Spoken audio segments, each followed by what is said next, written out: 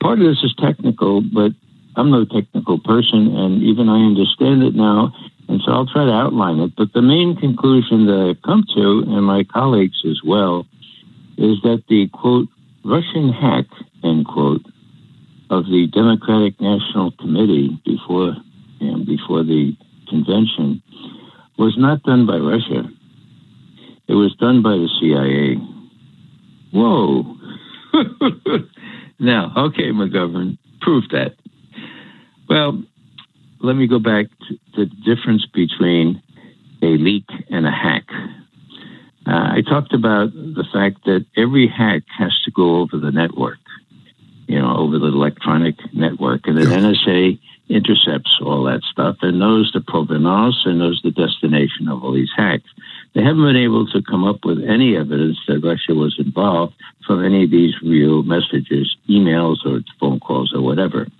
And the reason they haven't come up with any evidence is because it was not a hack. In other words, that material was not gotten through a hack. It was gotten through a leak. Now, a leak is very different. I've learned this from my technical colleagues there at NSA. A leak, as some people know, is when you take a thumb drive, right, and you stick it in your machine, your computer, and you download material. It never goes over the network. It just goes into your little thumb drive, and then you give it to your best friend, and he gives it to one of Julian Assange's best friends. And that's what happened. That's how Julian Assange got this material. Now, you talked a little bit about Seth Rich. Yeah. Well, we didn't know how this leak happened. Let's forget about hack. There's no hack, okay? Yeah. How the leak happened until there was this terrible event in July where this young Democratic National Committee staffer, Seth Rich, was gunned down early in the morning on the black streets of Washington, not far from his home, shot in the back a couple of times. It was construed by the D.C. police as to have been a robbery that went bad. But, it was really, really curious, John B., because they forgot to take his wallet or his watch or his $2,000 necklace or his credit cards. So it's some robbery, okay? So we smelled the rat from the beginning. Now, what happened? Well, about 10 days later, Julian Assange, the head of WikiLeaks, goes on TV and he says, this is a terrible thing, what happened to Mr. Rich. It illustrates what happens to whistleblowers, the risks that they take. And so WikiLeaks is going to offer a $20,000 reward for anybody who can tell us who did this dastardly act. Now, I listened to that, John B., and I said, my God, no, wait a second. Julian Assange never reveals his sources, never says a damn thing about his sources. That's the way they have confidence in coming to him with their leaks. Why? And then I said, wait a second, McGovern. The guy's dead, right? If it was Seth Rich, he's dead. Yeah. And so why not point out these things? And after many months now, we have these reports that you alluded to briefly, and that is that Seth Rich had in his computer thousands and thousands of emails that he had sent to WikiLeaks. So it looks, now this is not, ironclad yet, because I haven't seen the computer and nobody I really trust has seen the computer. It's either with the FBI, which doesn't always do the right thing, or the D.C. police, which is the same. So we'll have to see exactly how this checks out. But there's every reason to believe that the people at the Democratic National Committee, these young people who are bushy-eyed and just really happy to work on these committees and had worked for Bernie Sanders for months, then they say, well, he's given up, so we'll go work for Hillary. We've got to win. And then they see all these emails that show that their candidate, Bernie Sanders, was cheated out of the nomination, pure and simple. Now, you're a young guy, you say, my God, it's awful. So somebody's got to know about this, right? So what does he do? He puts a little thumb drive or whatever medium he used into his computer, downloads it, and gets it to Julian Assange. Julian reports all this in a very orderly way without touching any of the documentary evidence. That's important, okay? When people say, well, what's Julian Assange's take on this? That's the wrong question. It's not a take. These are documents. These are the kinds of things that detectives, or in my experience, intelligence analysts absolutely lust after. Documentary evidence, okay? No one has ever accused Julian Assange of fooling around with these documents, changing them in any way. He even includes the metadata on the top, and actually he's been accused of releasing too much. But the point is simply this, that when Julian was saying that this shows the risks that whistleblowers run, he was referring to Seth Rich. It's almost certain in my estimation.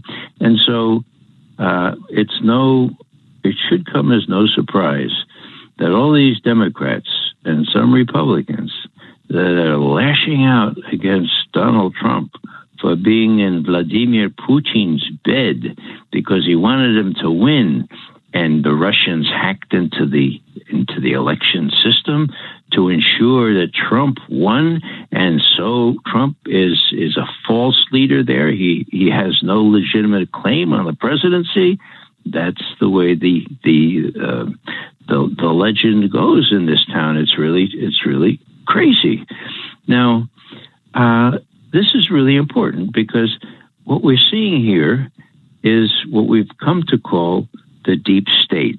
Who did all this stuff? Well, this will really shock you. When I say the hack, not the leak, but the so-called, quote, Russian hack, end quote, was, in my view, not done by the Russians, but done by the CIA to pin it on the Russians. Now, can I prove that? I think I can. Again, if you've listened up closely, I'll try to make it as simple as it's a little bit technical, okay? So what do we have? We have WikiLeaks, ironically, getting leaks from people within the CIA. This is highly embarrassing, needless to say, because it's the most sensitive information that CIA has. John Brennan, the head of CIA, set up an entire directorate to deal with cyber warfare, okay? Planting things, making things to appear that other than they are. Now, what do we know? WikiLeaks on the 31st of March, and again, you won't learn this in the New York Times or in any of the cable or news outlets because they've avoided it like the plague. But here it is. WikiLeaks released March 31st as part of what they call a Vault 7 release. They released original CIA documents. Now, were these documents, were they reported in the press? As I said, no. What did they show? Well, they show that the agency had created a program enabling it to break into computers and servers and, get this, make it look like others did it by leaving little telltale signs like, maybe a little Russian Cyrillic markings, maybe. Oh, for Pete's sake. Yeah. Like they're that clumsy, really? Yeah. So, that was another thing that they would be that clumsy. But the capabilities, now I checked with my NSA colleagues on this, the retirees that work with us, and they said that, this is an incredibly sophisticated program because it's not easy to hide the provenance of these leaks. Bill Binney, again, the former technical director who created many of these NSA programs, he said that CIA and the NSA worked for 15 years, count them, 15 years on this program, and that it requires hundreds of millions of lines of source code. Now, I said, Bill, that's really nice. Sounds like a lot. What does it mean? They said, Ray, one line of source code costs $25, all right? Now, 100 million, that costs $2.5 billion, all right? Do the math, Ray. This is what it costs. Could CrowdStrike or some commercial virus detector firm compete with this? Of course they couldn't.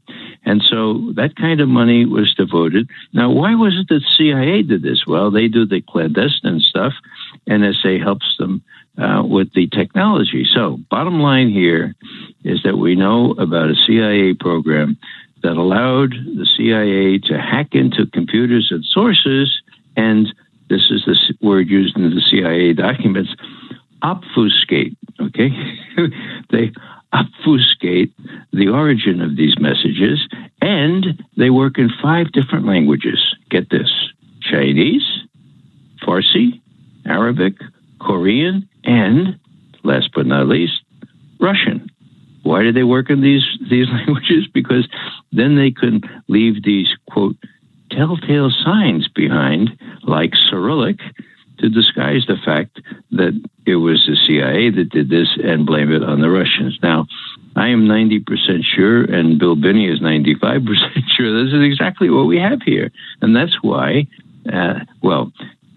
so if you follow that, the next step comes with James Comey, who's a member of this deep state. Now, he's the head of the FBI, right? Yep. And so there's a big to-do about who hacked into the Democratic National Committee. You know, who did it? Well, what did the Russians? Well, how did the Russians do it? Well, we don't know exactly. So Mr. Comey, he's testifying before the House Intelligence Committee, right? And so, Mr. Comey, tell us about the forensics there that you got from the Democratic National Committee computers. And he says, sort of shifting around in his seat, I have to tell you that we didn't really get any forensics. We didn't get access to the Democratic National Committee computers. I recognize everybody says, it's best if you're doing forensics to get physical access to the machines or the computers, but we relied on CrowdStrike forensics. And I know that's not the bad, but that's what we relied on. Well, give me a break. This is the crux of the problem. If the FBI isn't investigating who did these hacks, okay, and refuses to get physical control of the computers, what does that tell you? That tells me that James Comey was very, very reluctant to get his experts, his technicians, to go to those computers because they might have found and reported back to Comey, my God, Mr. Comey, you won't believe the sophistication of the program. This is a program that can insert languages like Russian and so forth. Do you want us to? My God, we can't handle this. And certainly CrowdStrike, the commercial, they couldn't figure this out. But do you want us to go to the NSA for help on this? They might be able to help. Comey would say, no, thanks, just the same. No. So he didn't even want to take that chance. And so what did he do? He flubbed the dub.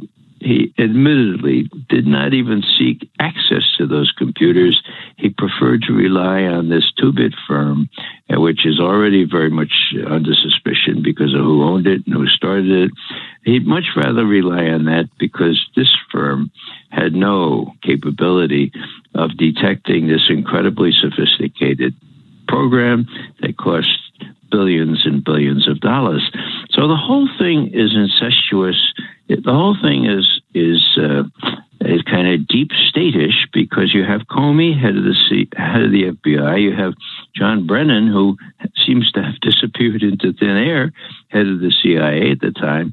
And you had these clowns with military dress on, head of the NSA, who would salute and do whatever you want. And then we had the confessed perjurer, James Clapper, who is head of the entire National Committee arrangement. He is the guy, of course, who lied under oath when he was asked by Senator Wyden of Oregon, does the NSA collect or intercept information on millions or hundreds of millions of Americans? And you can see you see him scratching his bald head there. He says, no, sir. Not wittingly. Well, that was March of 2013, John B. Yep. In June of 2013, Ed Snowden proved James Clapper a liar. In July of 2013, Clapper sent a letter to the Senate Intelligence Committee saying, "What I said was clearly erroneous, and I'm really sorry." So, and how about just recently when he was sitting in front of some committee, or maybe it was, for all I know, at this point, I'm slightly confused because there's so much stuff hitting the fan at once. He said, yeah, we did unmask somebody once. Once? I got some questions. Let me fire a barrage of questions out here. For people out there that... Yeah, well, let me just finish up with Clapper. Clapper, that was July of 2013. Well, immediately, Obama dismissed Clapper because Clapper lied under oath to the Senate, right? And the Senate was up in arms, right? Wrong. They were all in it together. Clapper was allowed to stay on as head of the whole intelligence community from March 2013 until Obama left in January. It was 2017, huh? So that's what, 4 more years? So that shows you how entrenched the deep state is, how the people who are supposed to be overseeing these liars, these perjurers, say, oh, okay, it was clearly erroneous. Well, hang around. Maybe you could do better next time. And then you can see his recent testimony, even after he left office. The guy is not to be trusted, but he's a star witness for people who want to spin this yarn that the Russians gave Mr. Trump the presidency.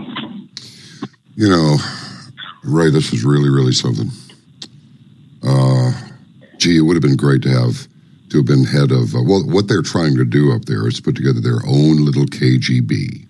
That's what they want to do, where the intelligence services and the political sector are just not, they're not just in bed together, they're like connected at the hip.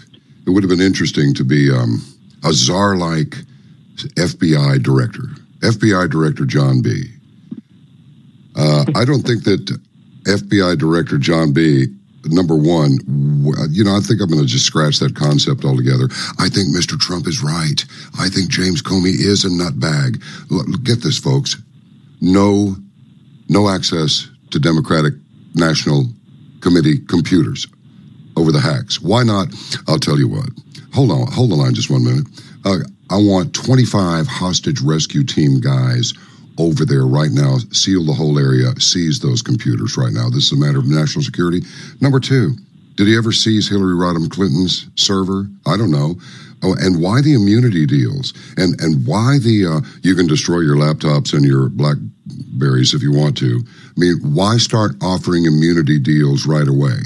I think it's because if this ever got out into, oh, Lord forbid, for them anyway, open court, I don't think that any of the proceedings would cast Director Comey in a very good light.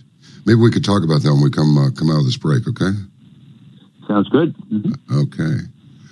Well, there I go again. I'm just trying to avoid a freak thinking accident here, but seriously, you're going to tell me the director of the FBI can't say, I want those servers, and I want them now, and you will give them to me. This is Arc Midnight. I am John B. Wells. We shall return. Stand by, please.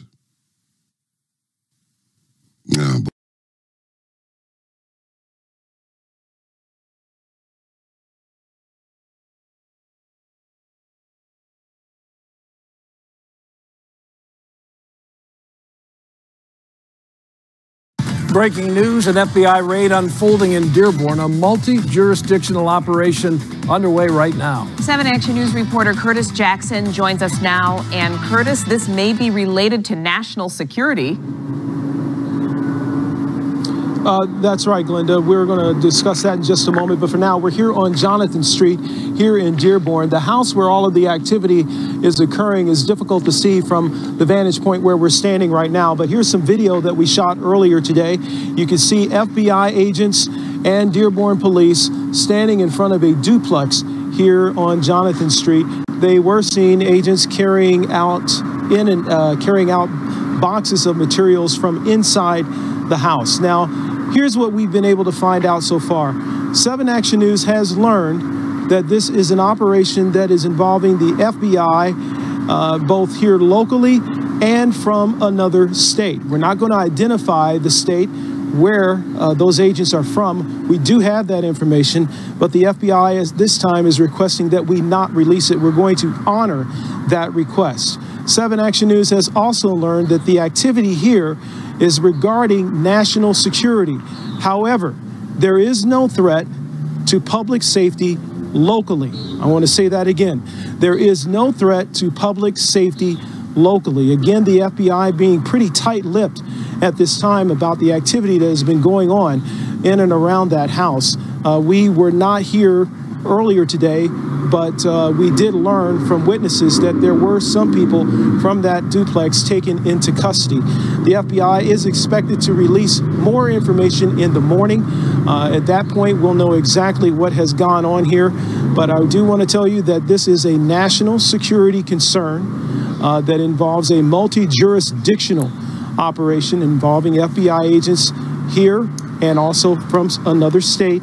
There is no threat. Again, no threat to public safety locally. We expect to know a lot more in a few hours. Now, live in Dearborn, Curtis Jackson, 7 Action News.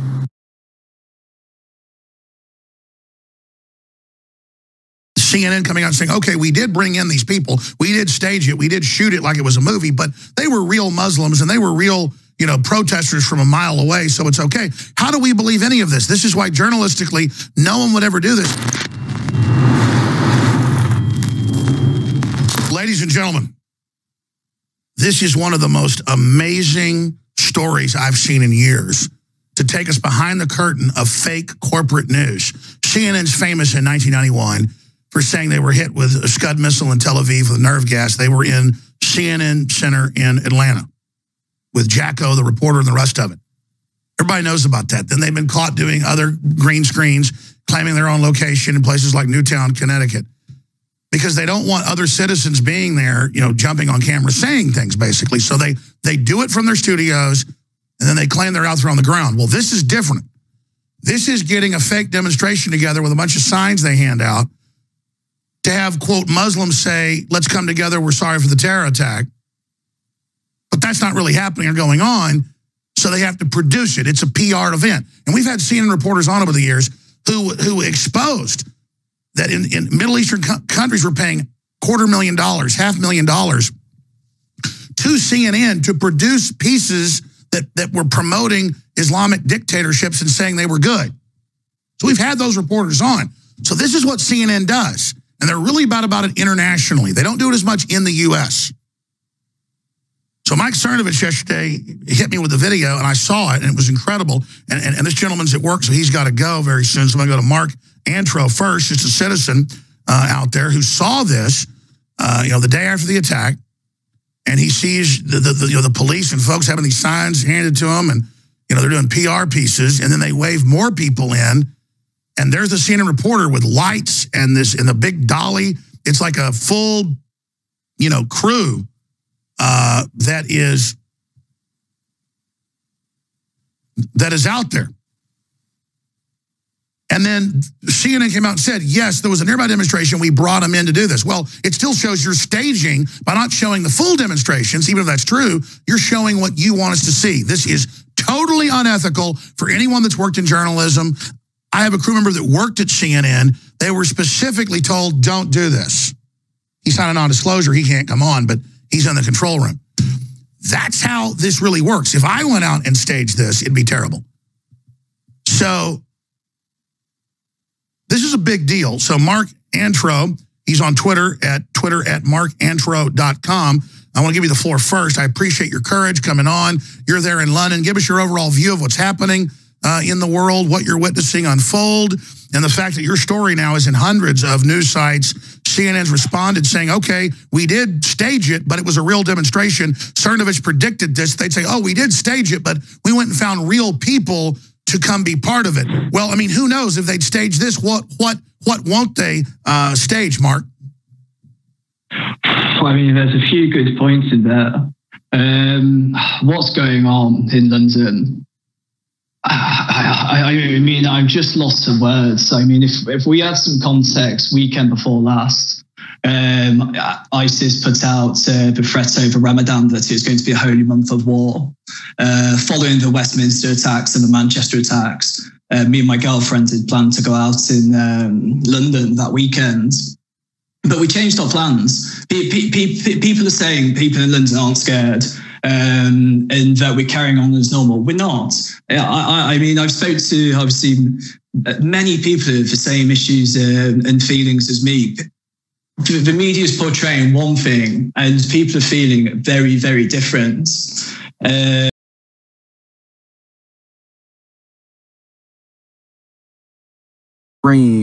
And we are kicking off with breaking news right here. I do have a report that an NSA contractor is now being accused of leaking top secret report on Russian hacking efforts. Let's get into it right now here on the Fox 10 News Now stream. A federal contractor was arrested over the weekend and accused of leaking a classified report containing top secret level information on Russian hacking efforts during the 2016 presidential election. Reality Lay Winner, she's 25. She appeared in a U.S. District Court today in Augusta, Georgia, to face one charge of removing classified material from a government facility and mailing it to a news outlet, the Justice Department revealed today.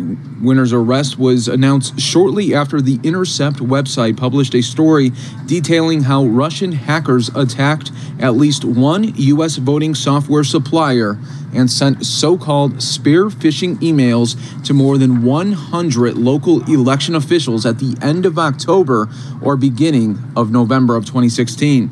The Justice Department did not specify that Winner was being charged in connection with the Intercept's report.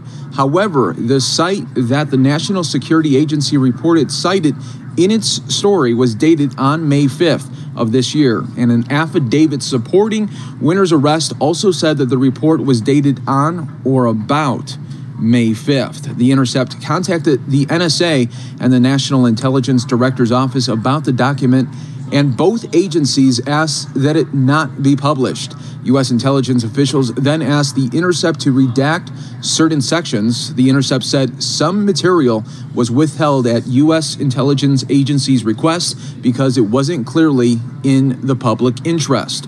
The report said Russian military intelligence executed cyber espionage operations against a named U.S. company in August of 2016, evidently to obtain information on election-related software and hardware solutions, according to information that first became available back in April of this year. The hackers are believed to have then used that data from the operation to create a new email account to launch a spear phishing campaign targeting U.S. local government organizations, the document said. Lastly, the actors send test emails to two non-existent accounts associated with absentee balloting, presumably with the purpose of creating those accounts to mimic legitimate services. The document did not name any state. The information in the leaked document seems to go further than the U.S. intelligence agency's January assessment of the hacking that occurred. The Washington Examiner reporting that Winner worked for Pluribus International Corporation and was assigned to a U.S. government facility in Georgia. She held a top secret classified security clearance since being hired this past February. The affidavit sworn by FBI agent Justin Garrick said that she had previously served in the Air Force and held a top secret security clearance. Winner's attorney declined to confirm whether she is accused of leaking the NSA report received by the Intercept. He also declined to name the federal agency for which Winner worked. My client has no criminal history, so it's not as if she has a pattern of having done anything like this before, Nicholas told the Associated Press in a phone interview today. She's a very good person. All this craziness has happened all of a sudden. And asked if Winner had confessed, the attorney said, if there is a confession, the government has not shown it to me. So obviously, folks, this is going to be a story that we will be following here for you right here on the Fox 10 News Now stream.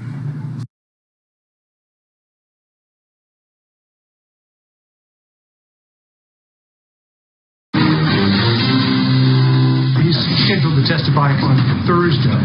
And there is a question as to whether or not you will invoke executive privilege or if you will allow him to testify. The president's power to exert executive privilege is very well established. However, in order to facilitate a swift and thorough examination of the facts sought by the Senate's Intelligence Committee, President Trump will not assert executive privilege regarding James Comey's scheduled testimony. Well, the White House saying it's going to happen. Jim Comey will testify in front of the Senate Intelligence Committee on Thursday. Two of the members on that committee weighed in on this whole investigation over the weekend. There is a lot of smoke. We have no smoking gun at this point, but there is a lot of smoke. I think the president is better served by getting all this information out sooner rather than later. Let's find out what happened and bring this to a conclusion. So we'll start there with our panel. Let's bring them in. Molly Hemingway, senior editor at The Federalist. Tom Rogan, staff writer for The Washington Examiner. Bloomberg News White House reporter Jennifer Jacobs, and syndicated columnist Charles Krauthammer. Molly, it's happening. You know, it's like, finally, it's, you know. Yeah, it's finally happening, although I think people are anxious to have Comey actually answer questions. He's got a good track record of answering questions obliquely in a way that's favorable to him, declining to answer questions that might actually shed light on exactly what's going on at the FBI. So I think that it'll be important for both the Republicans and the Democrats to ask really good questions. The Senate Intelligence Committee had just asked him a series of questions about his practice of writing memos, who had access to them, who he's transmitted information about those memos to, and he declined to answer that. That's kind of par for the course. I'm hoping on Thursday we actually get some good answers with Comey. Jennifer, sometimes, if you heard Brit Hume earlier, these big moments in Washington never really live up to everything everybody thought they were going to be.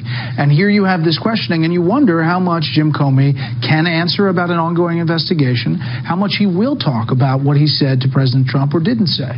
It could be a turning point in his presidency. I know the White House is preparing for this. They're also trying to prepare for other things. Part of the reason why Reince Priebus and Steve Bannon flew back early from the foreign trip was to get their house in order to work on their domestic agenda. And they have made this week Infrastructure Week. Next week, they told us, is going to be Workforce Development Week. So they're trying to stay on message. They're trying to keep reporters feeding us talking points about how they're rebuilding and retraining America. So they're doing their best to kind of keep us focused on the topics that they would like to be talking about, but meanwhile they're preparing. Yeah, that's the shiny thing Thursday. Yeah, I think the interesting thing here is that if you look at James Comey, the man, his professional career, up until Russia, of course, was quite quiet, understated, behind the scenes. Since he has left, also, that he has been behind the scenes. He has not craved publicity. So I suspect that will be right, as you suggest, that this might not be as exciting as some people are gearing up for it to be, both on that point of the man's personal character, but also because of the context of an ongoing investigation. There will have to be some answers, whether what he said, didn't say. I mean, all of this leakage about the memos and what he's going to say, there will have to be some substance. Well, there will be, but he has a history of and a talent for navigating his what he says, his remarks, his status, his own history in a way that minimizes its impact. You can interpret everything he did last year as a way for a director of the FBI caught in a unique situation, candidate who's under investigation, a campaign under investigation, a unique situation that put him out in the spotlight as a way to avoid determining the election. I think he failed, but I think that was his motive. Here, there's one question. Did the president obstruct justice? That's what everybody is waiting for. I don't think there's anything of great interest other than that. And his answer, I think, is going to be obvious. He will navigate to a point where he says, well, you know, there might have been some pressure, but it's not obstruction. Why?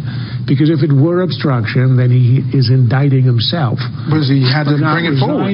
For not making a statement, for not bringing it out in the open. So he can't say it's obstruction, which is what everybody who wants to see Trump destroyed is waiting to hear. So what we will hear is something navigating in between and saying, well, it wasn't really pressure. He was speaking on behalf of an associate, a friend. It could be interpreted various ways. That's what I think is going to happen, and that's why I think it's going to be a bust. But tune in anyway. We will have full coverage all morning. It's such a great promo. Thank you, Charles. I want to go through these tweets really quickly, in chronological order on the travel ban. This is in the wake of the London attack.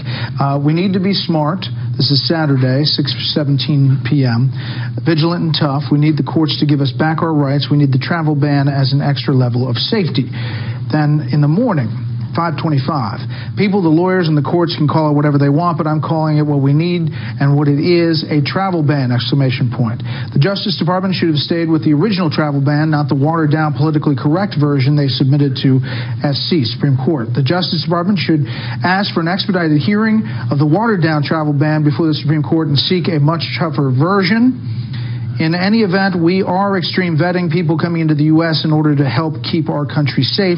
The courts are slow and political. In reaction to this, George Conway, who's the husband of Kellyanne Conway, said, quote, "These tweets may make some people feel better, but they certainly won't help OSG get 5 votes in SCOTUS, which is what actually matters." Sad. That is the Solicitor General's office making the case to the Supreme Court. Jennifer. Right. The same morning you had Kellyanne Conway on NBC talking about how the press obsesses over everything that the president says on Twitter.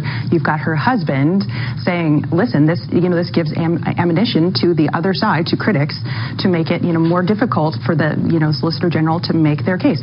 But listen, I think the interesting conclusion from today was you can add Donald Trump to the list of people who are frustrated with the actions of Donald Trump and his administration. You've got Trump saying that he didn't like this watered-down travel ban that he watered down himself. You've got him talking about how frustrated he is that he doesn't have, it's taking forever to get ambassadors.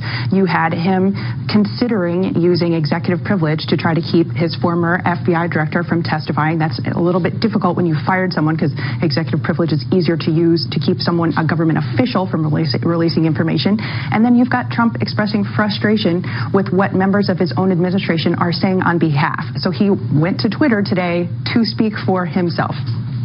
Molly. Well, I do agree that the most problematic tweet was actually the one where he says the Justice Department shouldn't have issued this watered-down travel ban. Well, he's the person who signed that. If he had a problem with it, he didn't have to sign that. And there are many areas where the bureaucracy and the administrative state are kind of unaccountable to any source of authority. This is not one of them. This is something where he could have had control over this situation. At the same time, I think there's a little bit too much reaction going on here. I mean, he's been calling it a travel ban for a really long time. People act like it just happened again now. He did it after Sean Spicer said it wasn't a travel ban in January. He did it a few days after that. And also, there is a larger issue here, which is a bigger discussion about whether countries have the right to have conversations about immigration and who's allowed in a country and not. And if they're not allowed to have that, in the context of what's happening in London, this is something that is actually to Donald Trump's advantage, that he is willing to talk about immigration. He's willing to talk about how immigration affects national security and economic policy, and other people aren't. So it's not entirely as out there as people are making it out. Yeah, and even some of these Muslim or Arab countries, Tom, when I was traveling overseas, they were sympathetic to that whole who can come in and who can't. Saudi Arabia has its own issue along its southern border, and so there's the substance of that. This is a process question about whether tweets speak to a White House policy or it's the president on social media. And I think that line, when they start to try to draw that distinction between that the tweets somehow are less important, it doesn't make it. It muddies the waters inherently. It hurts the president the most. And ultimately, I think when this does go to the Supreme Court, I do think the president will be successful. But as Molly points out, the idea of the politics, the substance of the executive to be able to protect the American people, firmly, I think President Trump does hold the cards there, because if you look, for example, what happened in London, and you look at the threat reporting of European passport holders trying to use visa waiver to travel to the United States, behind the scenes, which he's getting briefed on, of course, there's a lot of issues. The one tweet among all of these that I think is the most astonishing and has gotten the least amount of coverage is the one where he says we're already doing extreme vetting. Well, the point of the travel ban was to give 90 days during which the administration could redo the vetting procedure and come up with extreme vetting. If, as the president has tweeted today, we already are doing that, then the ban disappears, the rationale evaporates, and what is it all about? It's moot. This undermines the case the administration has before the Supreme Court more than anything else, and it's sitting out there in broad daylight. And by the way, if you watch the hearings, you must watch it on Fox. It could be a bust, but boy, it's going to be exciting.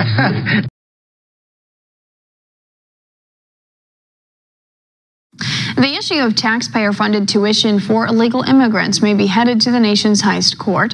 The Supreme Court is being petitioned to review the proper use of funds by independent state agencies after it was revealed the California School Board was using millions of dollars for unlawful purposes. One America's Kendall Forward has more from Washington. Nearly $30 million in the state of California is being issued to non-resident or illegal alien students. The watchdog group Judicial Watch is filing a petition with the Supreme Court to stop what they call an illegal use of taxpayer dollars. The Board of Regents isn't the state legislature. They can't authorize in-state illegal alien benefits like this in state tuition. According to Judicial Watch, roughly $27 million in California taxpayer money is funding tuitions for illegal alien students. The group is representing a California resident who objects to the illegal use of public money. The entity running the schools, the Board of Regents, it doesn't have the authority under federal law to grant in-state tuition benefits to illegal aliens. The Supreme Court should take this up and send a signal to these various jurisdictions, cities, or localities trying to run their own immigration policy because they don't like Donald Trump. Judicial Watch President Tom Fitton says states have the right to grant certain in-state tuition benefits to legal aliens, but independent agencies like the Board of Regents does not, and doing so encourages illegal immigration. This is kind of a statewide sanctuary policy. If you know you're an illegal alien and you get into California, you're going to get in-state tuition benefits from the Board of Regents of the University of California, you're going to be encouraged to stay and live there. Now, they say they still have not heard back from the court, but as the process continues, they hope to hear back soon and move forward. In Washington, Kendall Forward, One America News.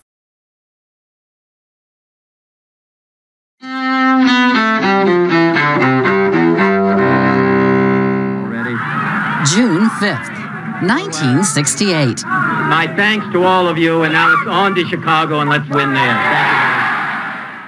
In Los Angeles, Senator Robert F. Kennedy is fatally shot after claiming victory in California's Democratic presidential primary. Reporter Andrew West is there. Senator Kennedy has been shot. Is that possible?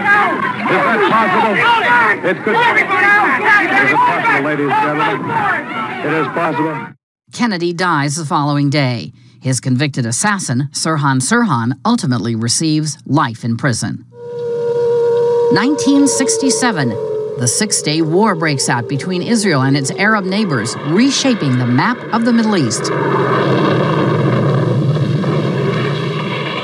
Fighting ends after Israel seizes control of the West Bank, the Gaza Strip, East Jerusalem, the Sinai Peninsula, and the Golan Heights. 1947, birth of the Marshall Plan, the recovery aid program for Europe after World War II.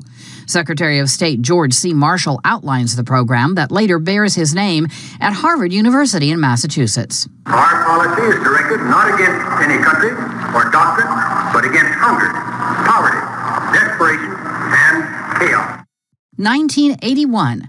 The U.S. Centers for Disease Control reports the first recognized cases of the disease that eventually becomes known as AIDS. And 2004. We made the city stronger. We made the city freer, and we left her in good hands. Former President Ronald Reagan dies in Los Angeles at age 93 after a long battle with Alzheimer's disease. Today in history, June 5th. Camille Bohannon, The Associated Press. This is AP News Minute. The White House says President Donald Trump will not assert executive privilege to try to block testimony by fired FBI Director James Comey. Spokeswoman Sarah Sanders says the president's power to invoke privilege is well established, but that he will not take that step in order to ensure a, quote, swift and thorough examination of the facts related to Comey's firing. Saudi Arabia announced Monday that it will be cutting diplomatic ties to Qatar and that it has pulled out troops from the ongoing war in Yemen. Egypt and the United Arab Emirates also cut diplomatic ties to Qatar, further deepening a rift among Gulf Arab nations over the country's purported support for Islamist groups and its relations with Iran. Police say a disgruntled former employee opened fire inside a Florida awning factory, killing 5 workers before killing himself. Authorities described the shooter as a 45-year-old man who had been fired in April. The mayor of London led a vigil Monday evening to remember those who died and were injured in Saturday's London Bridge attacks. Authorities have named 2 of the 3 suspects in the van and knife attack that left 7 people dead. Christopher Aurier, Associated Press, with AP News Minute. Good afternoon. My name is Larry Klayman. You know me as the founder of both Judicial Watch and now Freedom Watch. I'm a former federal prosecutor. I'm a member of the U.S. Supreme Court. I've been a lawyer for 40 years. I want to talk to you about Justice Ginsburg, who has a conflict of interest in deciding the so-called travel ban of President Trump, which is now in front of the Supreme Court.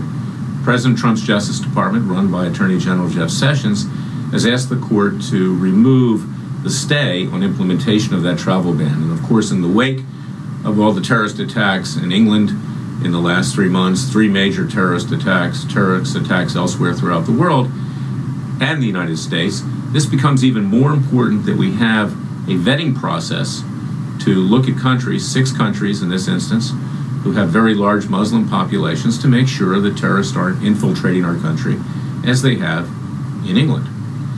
Now, what Justice Ginsburg said during the presidential campaign, I'm going to put that up on the screen.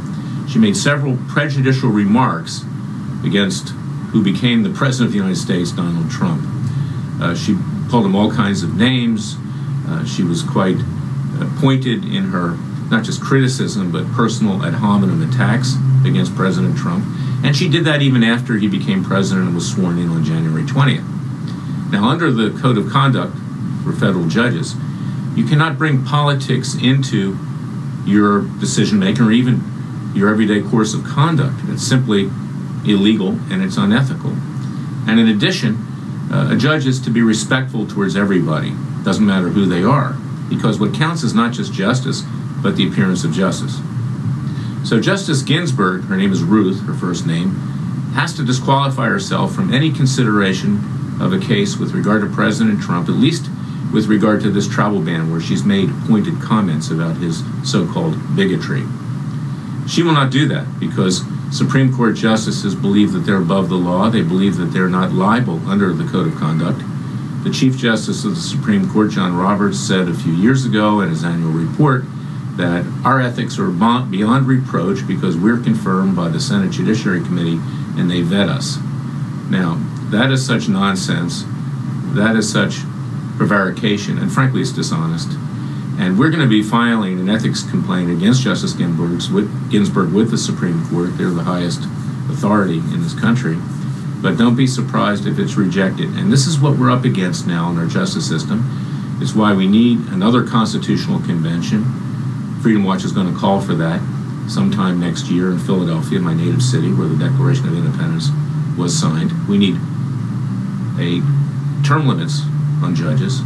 And for that matter, Supreme Court justices, I think, should be limited as well, because this kind of behavior can't continue. Justice Ginsburg should be put out to pasture. She shouldn't be sitting there right now.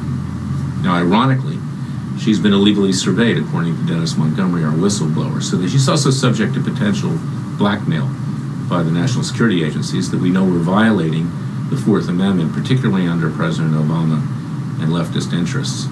So I call this to your attention today. We are going to be filing an ethics complaint against her at the Supreme Court on principle if she does not recuse herself from the travel ban. Wanted you to know what's going on, but this is how our judiciary has completely become politicized and is broken down when it comes to these kinds of cases. Doesn't matter what side of the aisle you're on, frankly. Anyway, thank you for listening.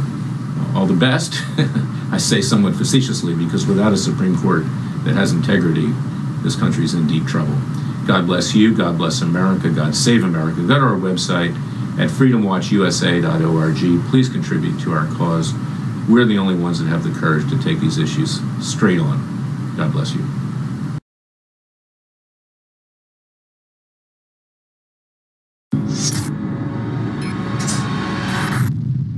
Well, big props to our crew, Kit Daniels, and of course, Owen Schroyer and David Knight, who went to Virginia, 20 miles outside the White House, where the Bilderberg agenda admitted that they are dealing with Trump, and a lot of people that were there admit they want to overthrow Trump.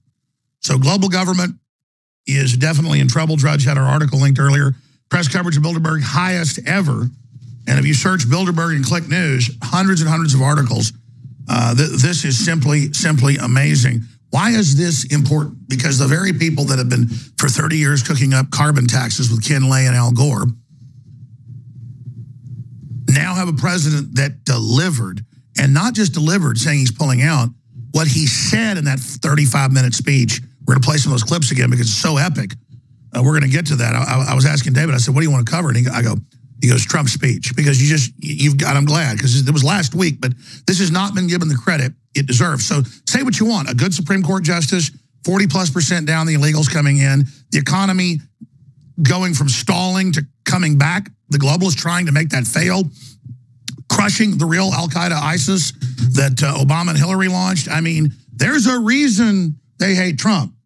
If he wasn't absolutely on target like he is, I would support him. But I'll tell you this, I apologize to the audience that I've not been more supportive of Trump. And I've been supportive.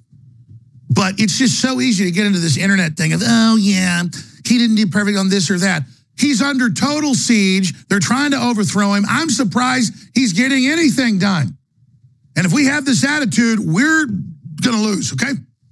But we're in a very exciting time right now because some people also say we're going to cover this topic. Oh, Alex, you used to expose false flags, and now you're not. These are clearly false flags in England.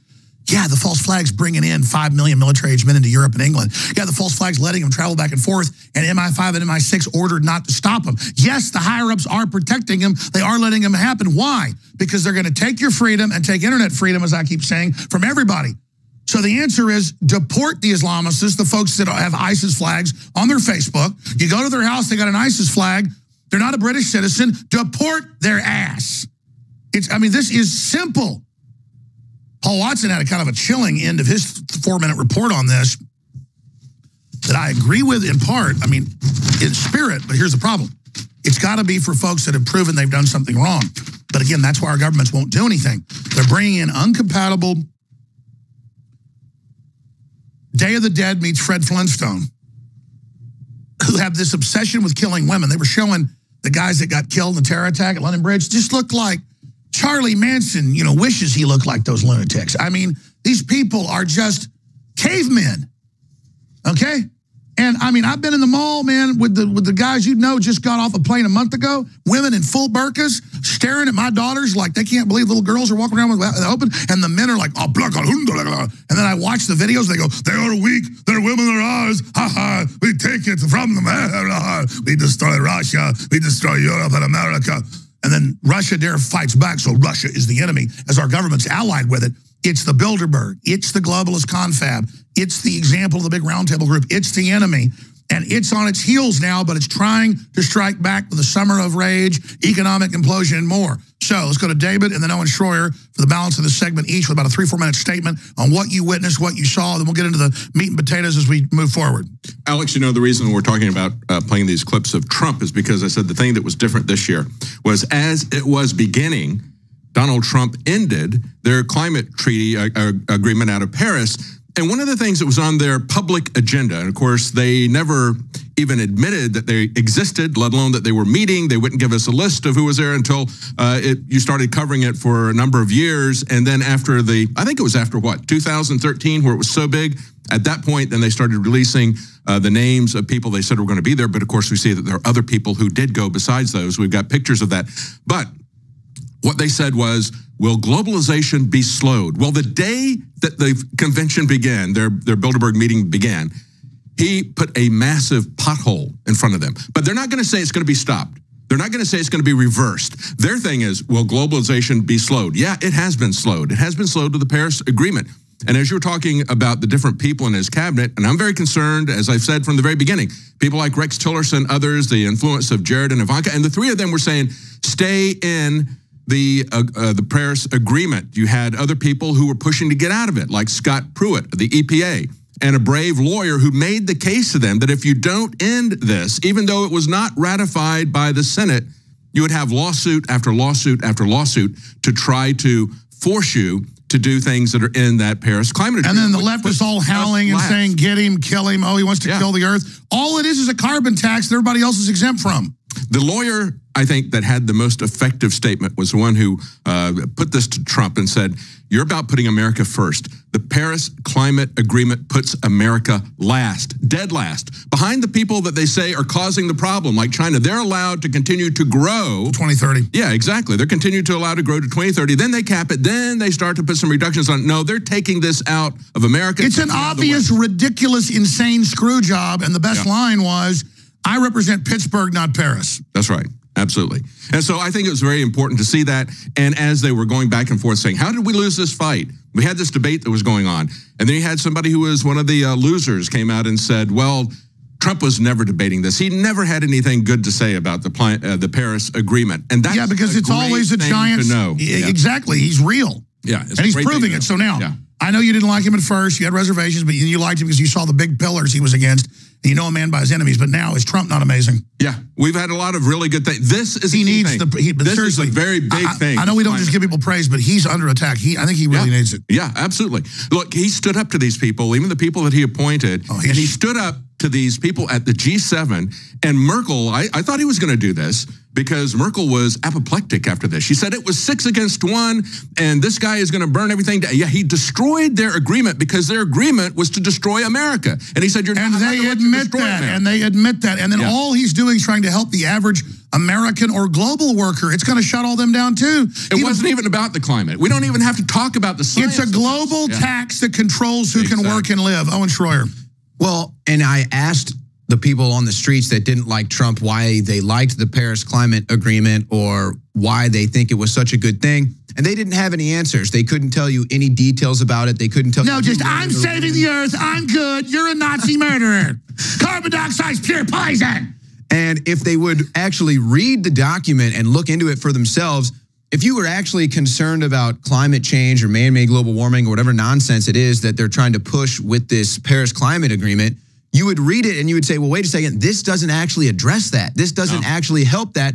All this does is handicap and cripple America. It ups toxic waste output by moving it to 167 dirty countries. So it doesn't even do what they're claiming they want it to do, and then you can go beyond that. And if they had smokestacks like the old ones, spewing mercury and particulate, I'd be suing them myself. Our coal plants have scrubber analysis and planes that fly over. 0 comes out, but carbon dioxide and water. And that's what makes me believe in God. You have the ancient history of this planet. You have obviously our modern creation by God. But you're looking at, I'm not going to debate its age. It's been proven by the carbon dating, all the rest of it. Regardless, the planet has much larger carbon dioxide, much lower carbon dioxide than it did previously, hundreds of times higher. We're losing our atmosphere like Mars. It's like we came along right on time to take the oil out of the earth, which the science is showing isn't animal-based, and are now terraforming the planet to keep it alive. We need more carbon dioxide. And I'm saying that as someone who's researched the chemistry. Yeah. Well, it's going to make the planets grow. But look, you're an engineer. You want to speak to that briefly? Yeah. Well, you know, we know that it's a closed system. We know that you have an increase in carbon dioxide. It's going to cause the plants to take that in, put out more oxygen, grow more rapidly. And it's where. Big story breaking tonight. The Department of Justice charging a federal contractor with leaking top secret information to the media. The highly sensitive information in question is reportedly confirmation that the Russians tried to hack the 2016 election. At this hour, the NSA not commenting on the matter to Fox News, but telling us that this data still does not change the fact that Russian interference did not alter votes, according to the story so far. House Oversight Committee Chairman Jason Chaffetz joins us. Good to see you tonight, Congressman. Glad to be here with you. So what do you think about this? I'm just seeing the media reports. Look, they have got to get after these leaks. I don't care if you're Republican or Democrat. Doesn't matter what administration. When you have classified information, you cannot put that out there just because you think it would be a good idea. I want people in handcuffs, and I want to see people behind bars. So apparently this contractor, whose name is Reality Lee Winner, printed it out, brought it out of the building, and then turned it over to And it was published by The Intercept. Well, you can see the problem. They have hundreds of thousands of people that have security clearances that can do simply that. There's supposed to be safeguards in there. And when we talk to the State Department, you talk to the Department of Justice, you talk to the NSA, they assure you that they have all these safeguards. But how many times do we have to see this story happen? They don't. They obviously don't have the safeguards. I want to know who this person is and what their motivation was and what they got in exchange, perhaps, for turning over these documents. So a lot more to come on that story. So obviously, one of the biggest events this week, probably the biggest event this week, is going to be James Comey's testimony before the Senate Intelligence Committee. You spoke with him recently. Did you ask him what was in the memos that he wrote after that meeting that he had with the president? Well, in working with Trey Gowdy, we really believe that the very first thing that has to happen is we actually have to see the documents themselves. Remember, the New York Times, who originally broke this story, they never saw the documents, and yet they printed the story. I haven't seen them. Trey Gowdy hasn't seen them. We're not aware of anybody in Congress who's actually seen these unless they've been given to Senate Intel in the last, 48 hours or so, and nobody knows about it. You would expect that the notes that he took after that meeting, because he kept a record of all his meetings, would have been turned over to the Department of Justice. That's what he would have had to do. Well, they seem to be either federal records. Now, when I spoke with Mr. Comey, I asked him very specifically, we were having a good, fun conversation, but I asked him very specifically, do these documents reside at the Department of Justice, or do you personally have them? And he said he would not comment whatsoever. And I kind of struck me as odd. So we have since followed up at the Oversight Committee to say we would like to see all of your documents, not just about your meeting with Donald Trump. Compelled to hand them over? Oh, yeah. I think if he has them, which is a question. So I want to see not only the things that he maybe had with his interaction with Donald Trump, but what about Barack Obama? What about Attorney General Loretta Lynch? What about Bill Clinton? What about all those other, if he's making records of these things, as the FBI director, and we, the American people, are paying him, guess what? That's a federal record. And so you can't just put that in your back pocket, walk it home. And what's interesting about the New York Times article, which is, again, a question for Thursday, are there truly classified material in there? You can't walk out of the building with classified information. I don't care if you're the former FBI director or anybody else. So obviously the big moment that everyone's going to be watching for is when he's asked the question, did you interpret the conversation that you had with President Trump, where he, according to this report, said, can we get past this Michael Flynn issue? Did he believe that that was obstruction of justice, right? Well, then he also has to answer the question, why did he testify under oath that there had been no political influence? That evidently happened. He had the meeting. What do you think he's going to say about, well, what does your gut tell you he'll say about obstruction of justice? Well, I worry that what he's going to say is he's going to go back to the tried and true, well, there's classified material and I'm going to have to talk to you about, not in this setting. That's the worry. So then why do a public testimony? Well, I'd love to hear his story, but you've also got to see the documents. And then you have to explain why is it that you publicly testified under oath that there was no political interference? Why is it that your replacement, the current acting FBI director, testified under oath that he had seen no political influence happening whatsoever? As Director Comey had previously said, this is a big story if that had happened. Yeah. But that's right. But where's the evidence of that happening? That soundbite from that hearing for the folks at home. And the obvious question after, did you consider that to be obstruction of justice, is why didn't you report it? Yes, you can talk to the House Oversight Committee, House Judiciary Committee. I mean, there's lots of different outlets. To just simply write it on a sticky note or something and put it in your back pocket and walk out the door, it's probably more sophisticated than that, but where are those documents? And if he's doing that in this instance with the president, where is he doing that with Obama? Where does he mostly work? Because I know Chairman Burr of the Senate Intelligence Committee met with, wants to talk to the former FBI Director Mueller, make sure that they're squared away on what they can and can't discuss in this open forum. So we'll see how much we get out of it. Thank you so much, Congressman. Thank you. Good to see you. Good to see you.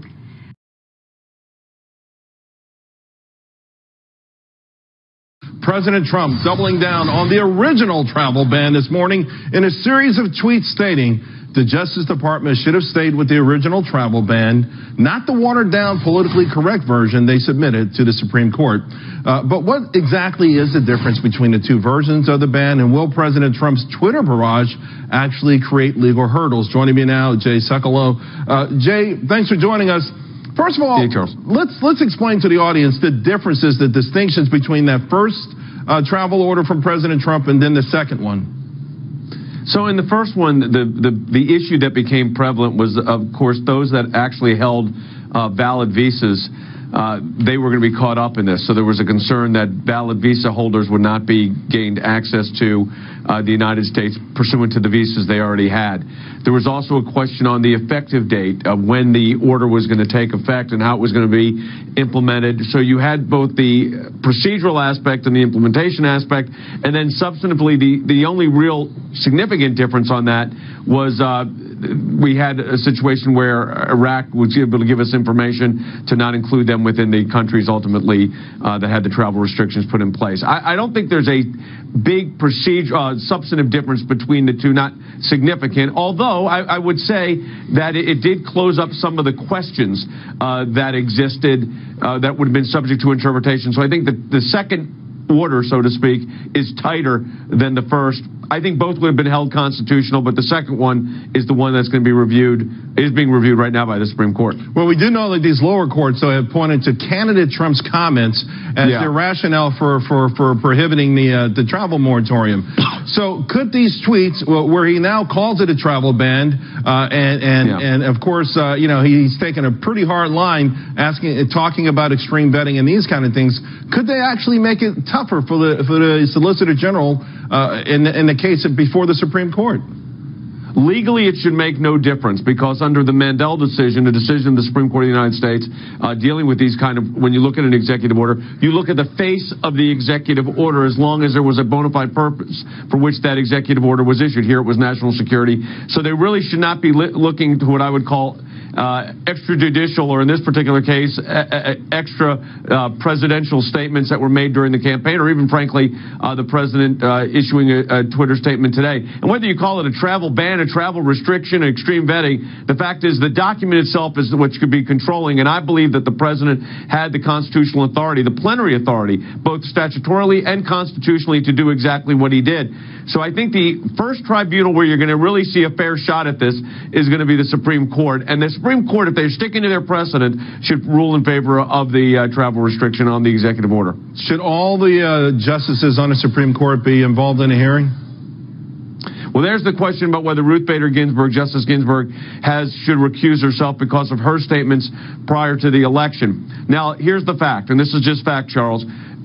You could file a motion to recuse a justice if you want to, but you know who makes the decision? That individual justice. So I don't think she's going to recuse herself. She's not obligated to under the law. It raises a question, but not one that requires her recusal. I would think, maybe for prudence sake she would, but I don't expect so here.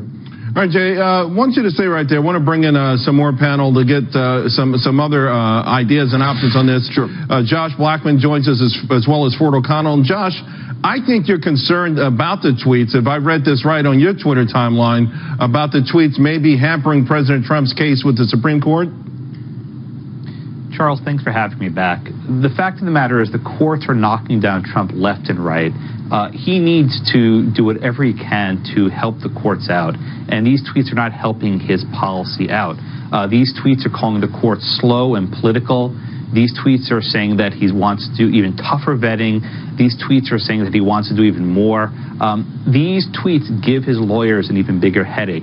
And if he wants any shot at winning the fifth vote at the Supreme Court, of course, this is Justice Kennedy, he needs to tone down his Twitter. But I think his lawyers have given up on that task. Ford, what are your thoughts on that? Do you think that matters? Is it all semantics at this point? Well, I don't think it should matter. Let me start with the first thing that the Ninth and the Fourth Circuit are talking about is Trump's tweets as a candidate. Guess what? Those should be completely out because he's trying to win an election, not execute the laws of the United States as president. So that shouldn't even be considered to begin with. In terms of this, look, I have to take a middle ground between Jay and Josh. I do agree with Jay that, frankly, they should not come in whatsoever. But in Josh's case, guess what? Control what you can control and try not to give yourself any more headaches than you already have. Let me ask you guys. Go ahead, Jay. Yeah. No, I was going to say, I don't really disagree with that. I mean, it should not matter does not mean it doesn't matter. It should not matter because if you look at the law, it's exactly as it was just stated. I mean, it should not matter. But does it have an atmospheric impact to it? And look, Supreme Court cases like any case, you're always worried about atmospherics. What about the wave of terrorism that we've seen? Of course, London more recently, but Europe in general, even around the world. Jay, I'll start with you. Should that have some sort of bearing on this? Because it feels like certainly it speaks to Western civilization being under assault. Well, look, I mean, you have to have a bona fide purpose for the executive order. That's what the courts looked at. And if you look at these attacks, and most recently the horrific attacks again this weekend in London, of course it makes it real. This is not some kind of, hypothetical we're dealing with. This is real terror happening around the world. We've had it here in the United States. Fortunately, the last few months we haven't, but in Great Britain they are having it, 3 in 10 weeks, 3 incidents. So I think at bottom here, that is part of the justification for it. Now, some will argue, well, those individuals were already British citizens, but it doesn't answer this question. And I think this is a valid question that immigration and naturalization should be able to ask anybody, including a citizen. What were you doing in Syria? Who were you meeting with? If you're in a hot zone, a trouble zone, I don't think that violates your privacy. Jay, right. let me add on to what exactly you just said. To your point, in 2005, radical Islamic terror was killing 5,000 people around the world in terms of the totality of it. In 2016, that's 30,000. The threat is actually getting greater. So the impetus for the need of this travel ban, whether or not you question the policy wisdom, is there and only getting stronger. Right. Josh, here's the interesting thing, though. In the last 2 months, refugees in America under President Trump have actually started to increase. And what I found interesting in this data, of the top 5 nations, you've got Somalia and Syria, both of them on the travel ban. Can someone say, well, listen, we've been letting these refugees in fact, at a greater pace since earlier in the year. Does that matter at all? Well, I think the issue is if something actually, in fact, happens, right? One of these refugees, in fact, does commit an act of terror. That's basically Donald Trump setting up to say, hey, I told you so, and the courts hobbled me. Part of me thinks that what Trump is doing here is he probably knows he may lose here, and he's more or less setting the stage that if something bad, if some terrorist attack happens, he can then pin it on the courts. If so, that's a very ambitious strategy, one that's perhaps self-defeating, but I think this may be what he's going for in the long term. In other words, you don't think President Trump has a good case here? You don't think he's going to win this? Oh, I think he should win. Oh, my God. Under the law, he has the law on his side. Clearly. But this is like asking me, what are yesterday's lottery numbers? Or what are today's lottery numbers? But right? Josh, I know what the law was yesterday. I don't know what they will be tomorrow. Josh, if the court changes its mind. Let me put it this way. If President Obama, who compiled this list, executed this order, would it be constitutional? Absolutely. And that's the entire point here. Well, the lawyers that were challenging said that. They said if this was issued by Hillary Clinton, if she was president, it would be constitutional. The only reason it wasn't in the majority's view is because the author of the executive order was Donald Trump, the president of the United States. Guess what? That's not the way the law is supposed to be. Exactly. That's not the way the law is supposed to be implemented. This is, we've got the showdown at the Supreme Court. In a sense, this is of the court's own making here. The courts have created this constitutional showdown.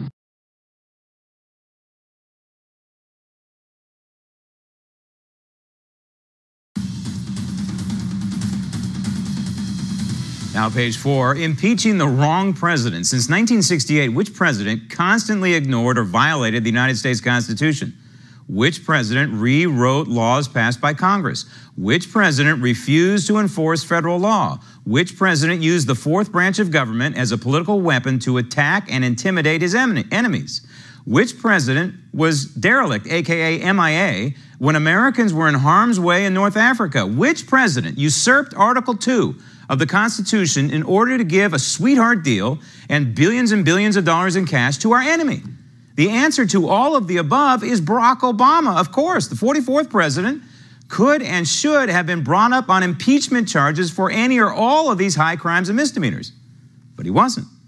Instead, today, the 45th president is being subjected to a relentless assault by Democrats in Congress who are threatening to impeach based on no violation of President Trump's oath of office. None.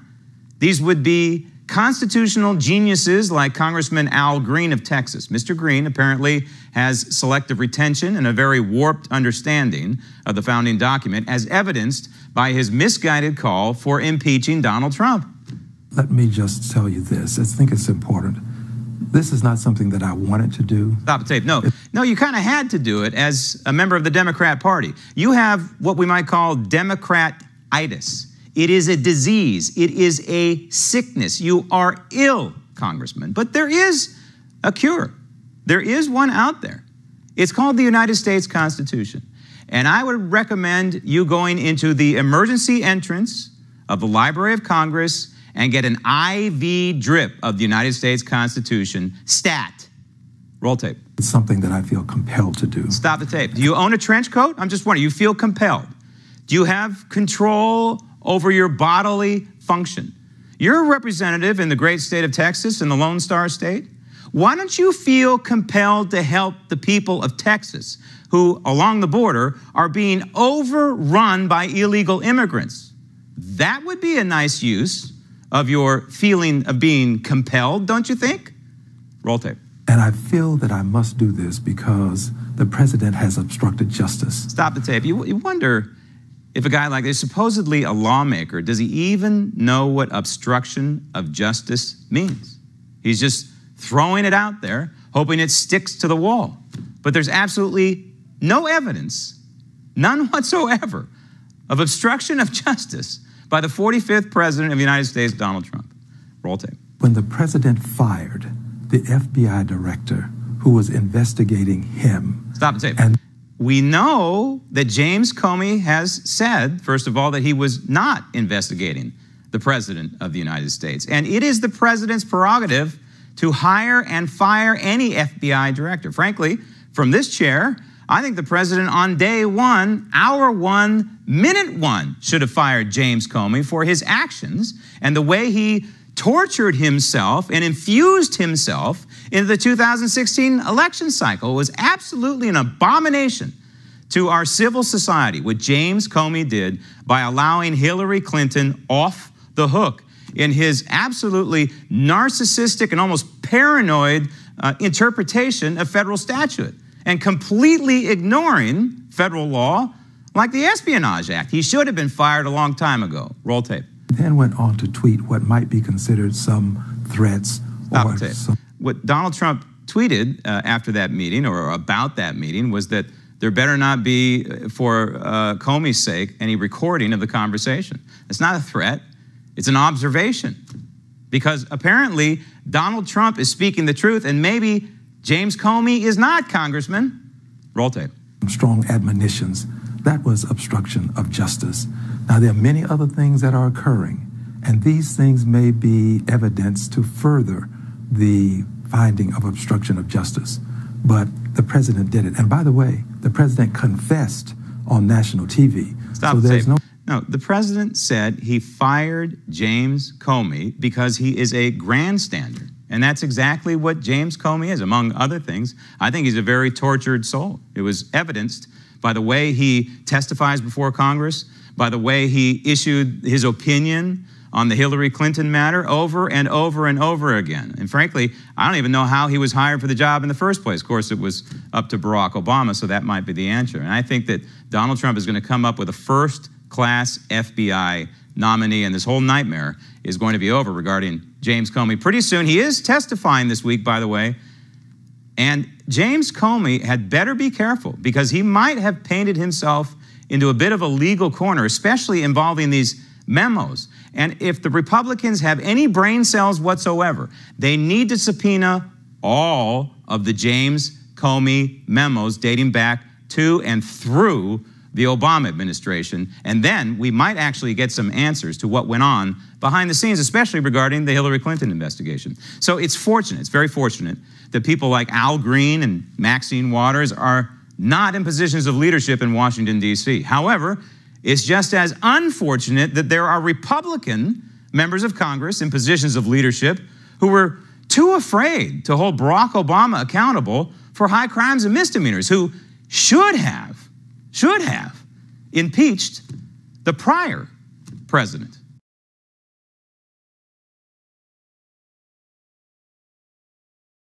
Good afternoon. My name is Larry Klayman. I'm the chairman and general counsel of Freedom Watch. Before that, I founded Judicial Watch. I'm also a former federal prosecutor. I want to talk to you about the total breakdown of respect for our legal system in this country. And it comes at a time that we're looking at James Comey's testimony in front of the Senate Intelligence Committee just this week with regard to allegations of obstruction of justice, which frankly I feel are politically motivated. But let's talk about the real person who has obstructed justice, and that's former President Barack Hussein Obama. We've been trying to serve him with a complaint with regard to the National Security Agency, illegal surveillance now, for years. And each time that our process server contacts him or his Secret Service, which surrounds him, they are in fact brushed off. In fact, our process server, now that Obama is not even a public citizen anymore, he's no longer President of the United States, he's simply private, promises to get back with our process server so we can peacefully serve him with the complaint. And they're running interference for him. The U.S. Secret Service is in effect obstructing justice along with Barack Hussein Obama.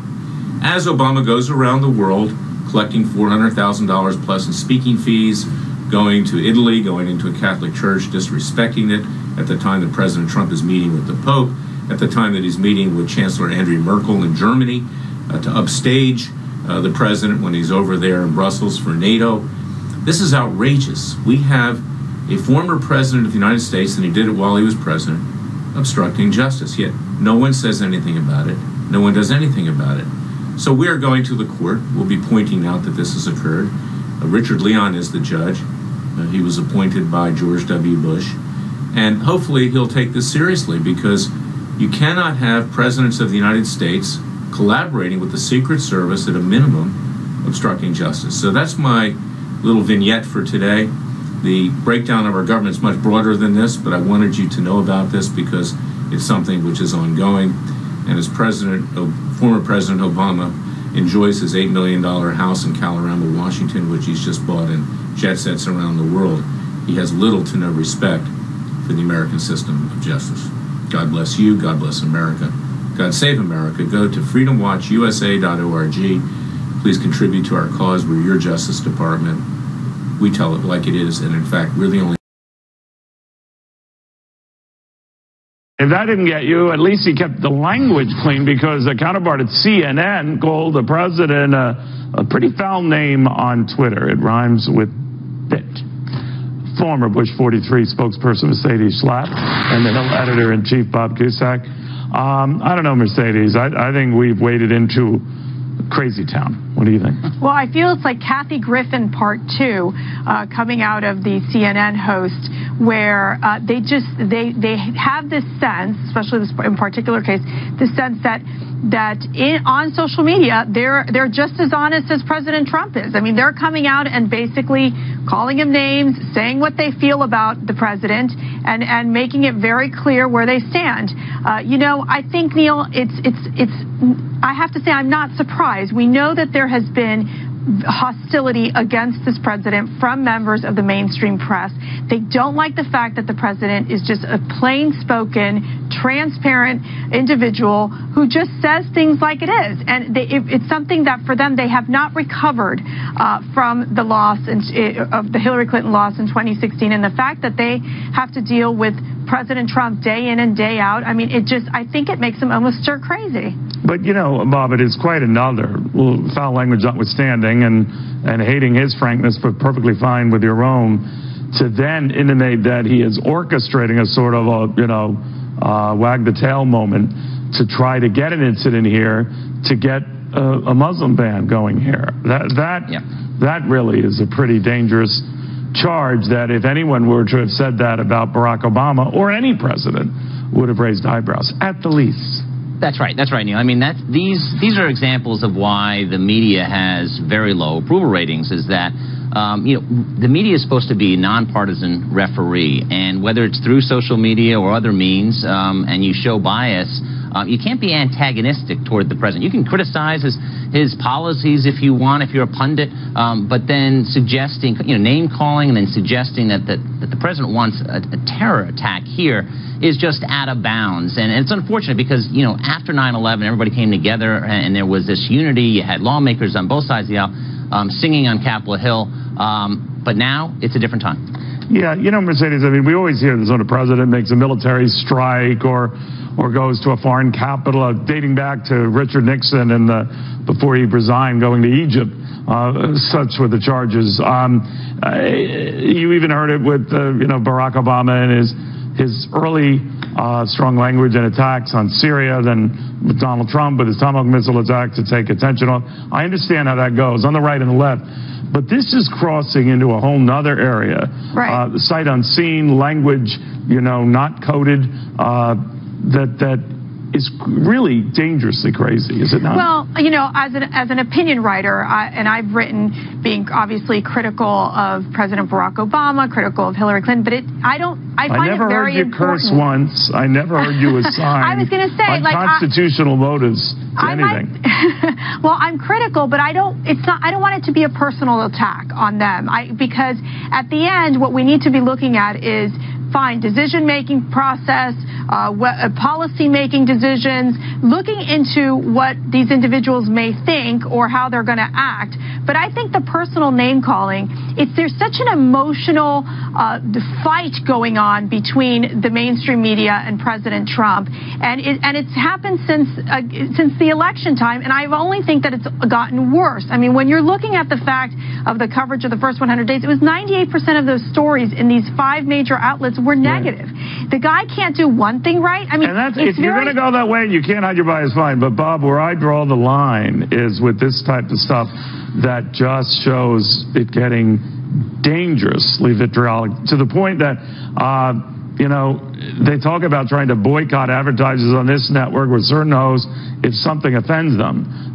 But I haven't seen anything approaching that on this because of the idiocy of it.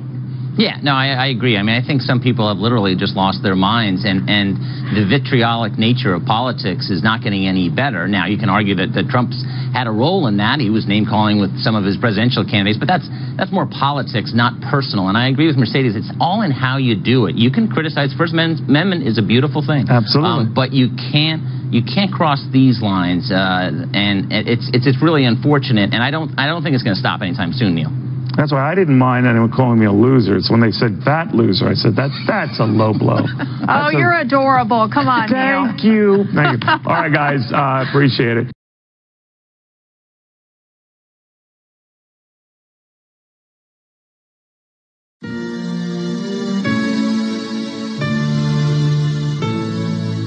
For every opinion or belief someone may hold, there will be another party who just as strongly oppose that idea.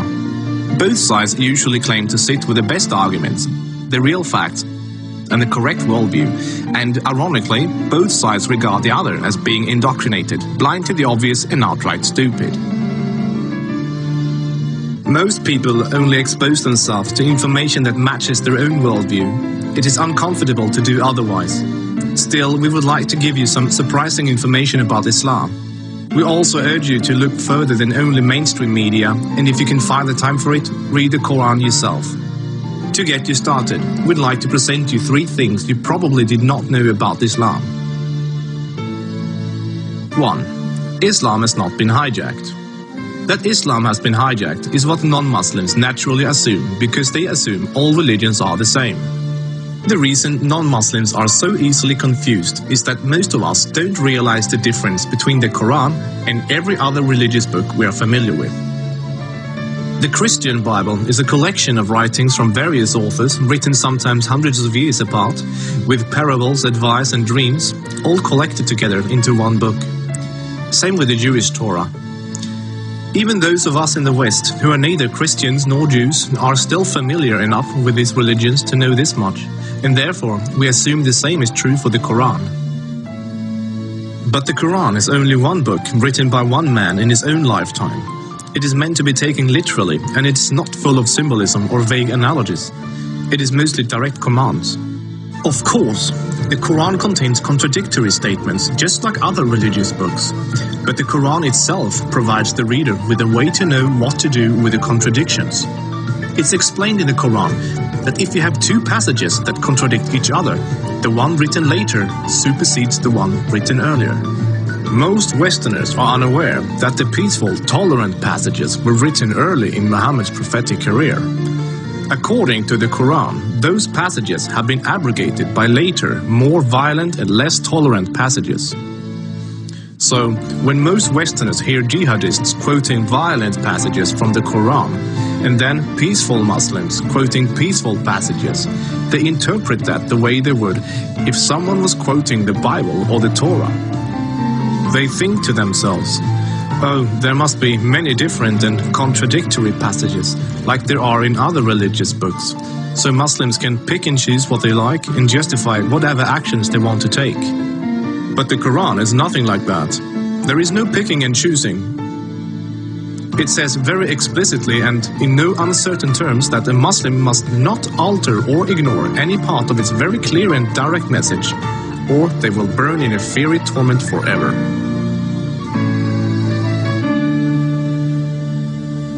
Two, striving to institute worldwide Sharia law is a religious duty.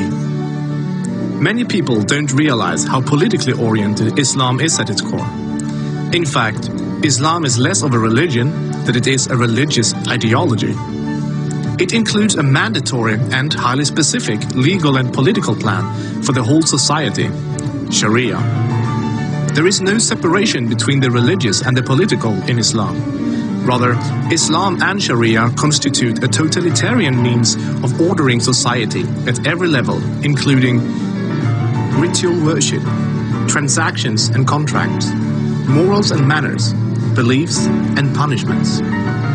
In the Quran, Allah makes it clear that man-made governments, such as a democracy, and free speech, such as criticizing the Quran, are abominations and must be eliminated.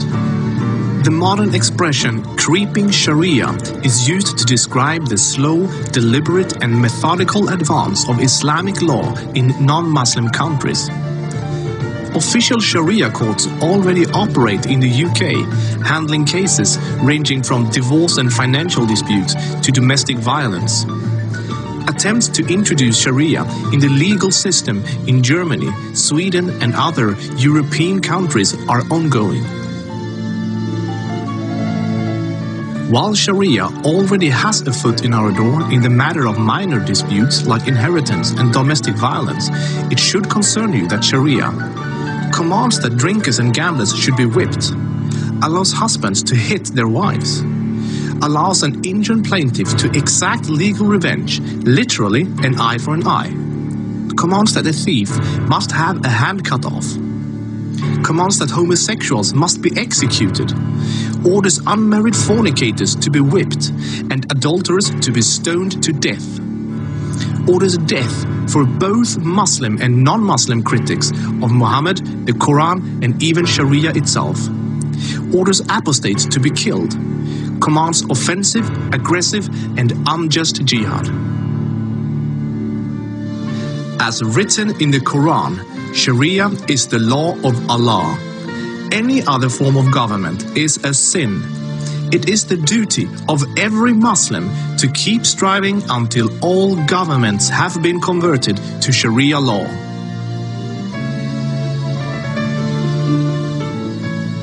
Three, Muslims are allowed to deceive non-Muslims if it helps Islam. For non-Muslims, this principle, called taqiyya, is another surprising concept of Islam. While most other religions speak highly of truthfulness, the Quran instructs Muslims to lie to non-Muslims about their beliefs and their political ambitions to protect and spread Islam. There are many examples of today's Islamic leaders saying one thing in English for the Western press and then saying something entirely different to their own followers in Arabic a few days later. Deceiving the enemy is always useful in war, and Islam is at war with the non-Islamic world until the whole world follows Sharia law. All non-Muslims living in non-Islamic states are therefore enemies. So deceiving Westerners is totally acceptable, even encouraged, if it can forward the goals of the spread of Islam. As a recent example, the Islamic American Relief Agency were seemingly raising money for orphans, but in fact giving the money to terrorists. They deceived good-hearted Western infidels into giving money to organizations that were actively killing Western infidels. Do the research yourself. This is not an isolated case. Islam as a religion of peace. Muslim organizations worldwide often declare that Islam is a religion of peace. But what does that really mean? It seems easy for a Muslim to quote a peaceful verse from the early parts of the Quran, while, by following the principle of taqiyya, neglecting to mention the fact that it has been officially abrogated by later, more violent verses. According to the Quran, the world will be at peace only when Islam and Sharia reign in every country, and never until then. This is why every Muslim can truthfully say that Islam is a religion of peace.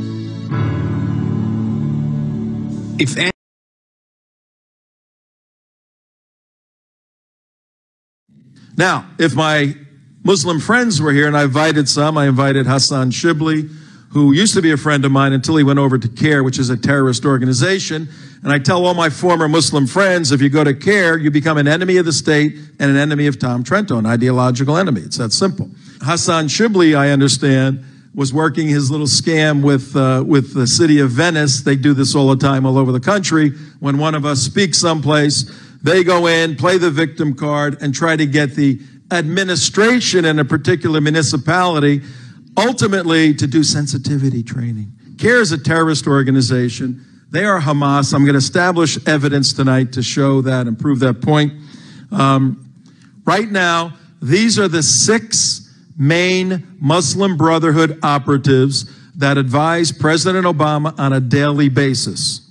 These are vile individuals that are anti-American. They have been placed in these high levels by this administration. I mean, these guys are deeply involved. But I want to draw attention for today. We can do briefs on each one of these, extensive briefs. I want to look at Imam Mohammed Majid, second from the right. We're going to look at him a little bit today.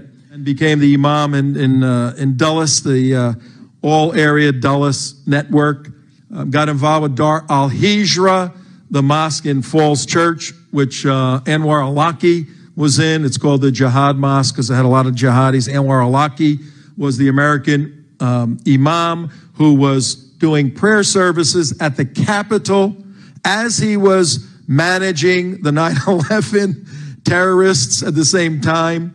And Anwar al-Awlaki finally took off, and a drone got him a few years ago out in Yemen. But Mohammed Majid is a Muslim brother, hardcore, cultural jihadi, and he is deeply involved in this administration.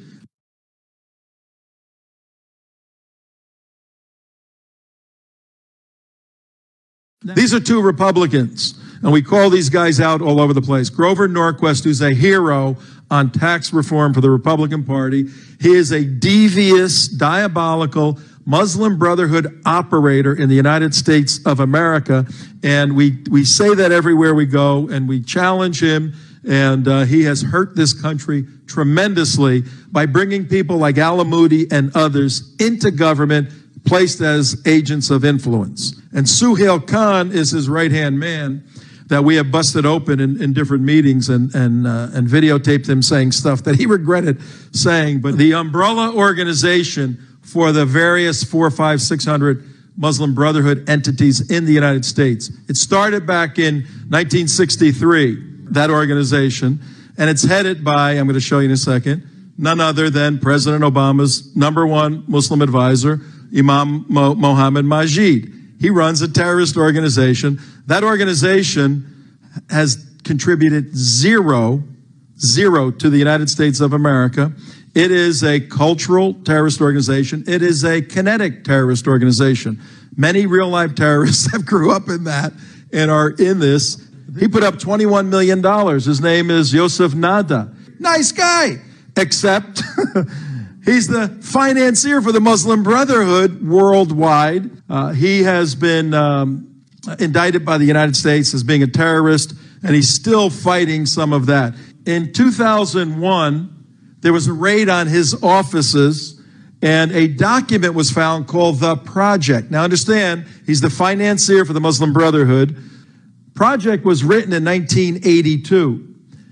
The document, though it doesn't contain the words Muslim Brotherhood, it is the outline for the plan for Muslims to infiltrate and defeat the West and the United States. This was in the document found in Nada's house. Nada's the financier of ISNA. ISNA's headed up by President Obama's right-hand man, Imam Mohammed Majid. Evidence that ISNA and the Muslim Brotherhood and CARE are terrorists. That's where this information came out. infiltrating and taking over existing Muslim organizations and realigning them towards the Brotherhood's collective goals, using deception to mask the intended goals of Islamist actions, involving ideological committed Muslims in democratically elected institutions on all levels in the West, including government, NGOs. This is an influence operation. I work with a lot of former CIA people. This is what they do in other countries. This is what's happening here by the Muslim Brotherhood. This is called subversion, and it's a violation of federal law to do this stuff. Inflaming violence and keeping Muslims living in the West in a jihad frame of mind. Supporting jihad movements across the... How the hell is this jihad word being used? You are dummies. Dummies. If anybody tells you jihad means anything other than a religious war to kill other people, these are the leaders articulating a militaristic doctrine. Supporting jihad movements across the Muslim world through preaching, propaganda, personnel funding, technical and operational support. Making the Palestinian cause a global wedge issue. Dopey leftists buy into this. They want that sore to fester. So the 15, 18, 19, 20-year-old frustrated Islamic kids, men, can fight and kill as directed by Osama bin Laden, Anwar al-Awlaki, and the others. Adopting the total liberation of Palestine from Israel and the creation of Islamic State as a keystone in the plan for global Islamic domination. Instigating a constant campaign to incite hatred by Muslims against Jews. It's in their DNA. And rejecting any discussions of conciliation or coexistence with them. Their doctrine does not allow it. Actively creating jihad terror cells in Palestine. Linking the terrorist activities in Palestine with the global terror movement. Collecting sufficient funds to indefinitely perpetuate and support jihad around the world. This is evidence in a trial. There's 2,200 mosques in America. There were only 1,000 when 9/11 hit. The Saudis had a building campaign, built another 1,200 since 9/11. 85% of those are funded by the Saudis. 85% are practicing by doctrine subversion in their mosques. Factually, we have the evidence. Hamas, their charter says that they're one of the wings of the Muslim Brotherhood, and they will exist until they obliterate Israel.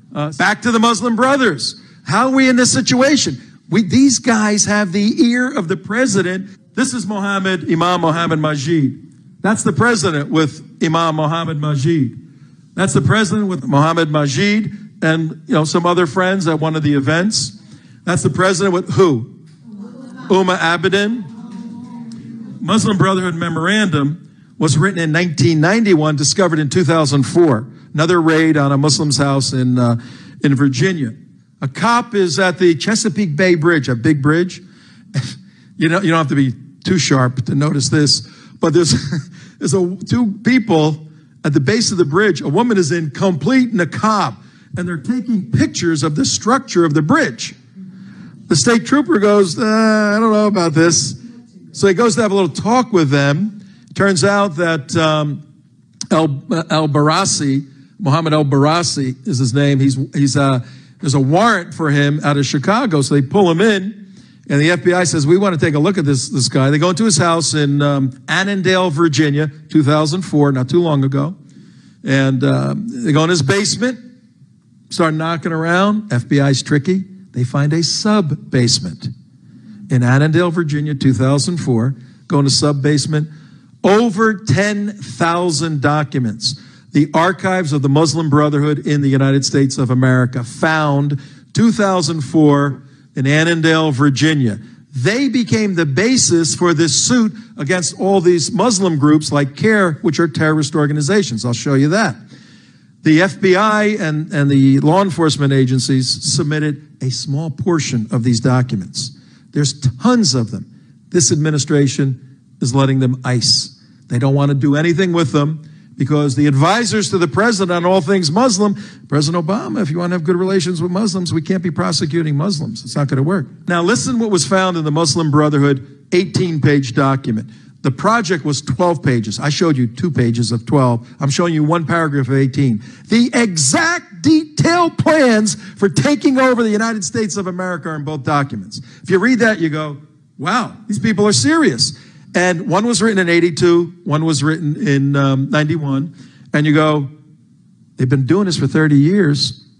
The process of settlement is a civilization jihadist process with all the word means. The Ikhwan, the Muslim Brotherhood, must understand that their work in America is a kind of grand jihad in eliminating peacefully and destroying peacefully the Western civilization from within and sabotaging its miserable house by their hands, your hands, and the hands of the believers, so that it is eliminated and God's religion, Islam, is made victorious over all religions.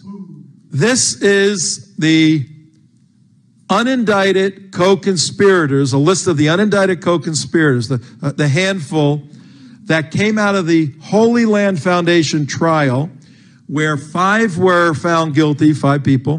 5 of them were locked up. They're doing 15 to 60 years. Then there's just a few more names.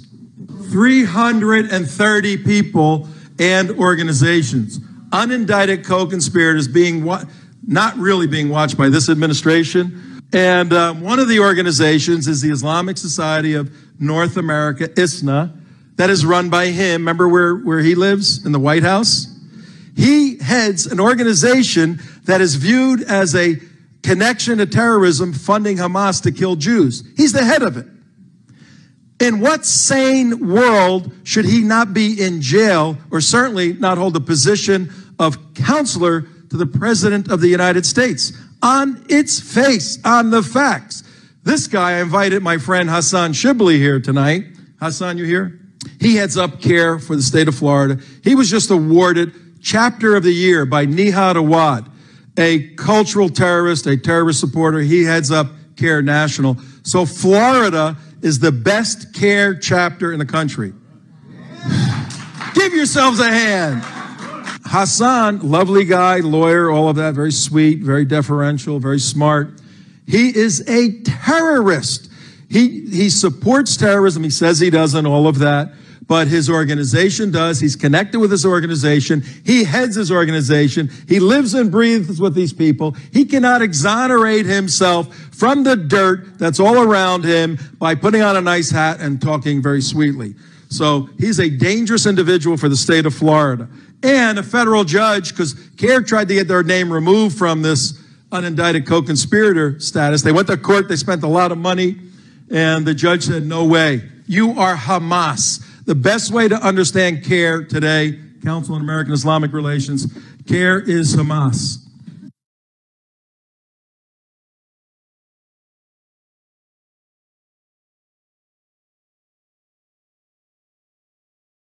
U.S. officials tell Fox News the threats targeting Europe right now are among the worst they've seen in a decade.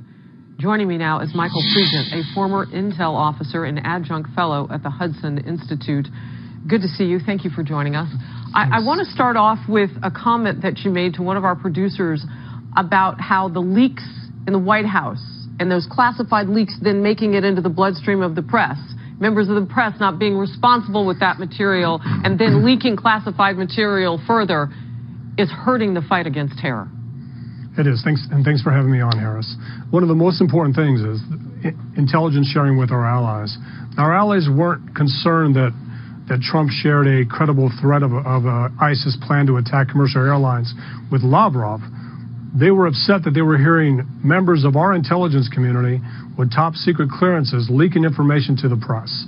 And then after the Manchester attack, our intelligence community and law enforcement leaking Salman Abedi's name and leaking details about the bomb and the detonator before they had a chance to put the net around Salman Abedi's people. So it's very important. Okay, so May 25th, right after the Manchester attacks, we saw British police and through their prime minister saying, you know what, the leaks are really going to hurt our ability to share information. Theresa May, the prime minister, said she had a word for our president. What changed after that? Because I'm thinking now from reports that they're sharing information. I'm thinking now something must have changed.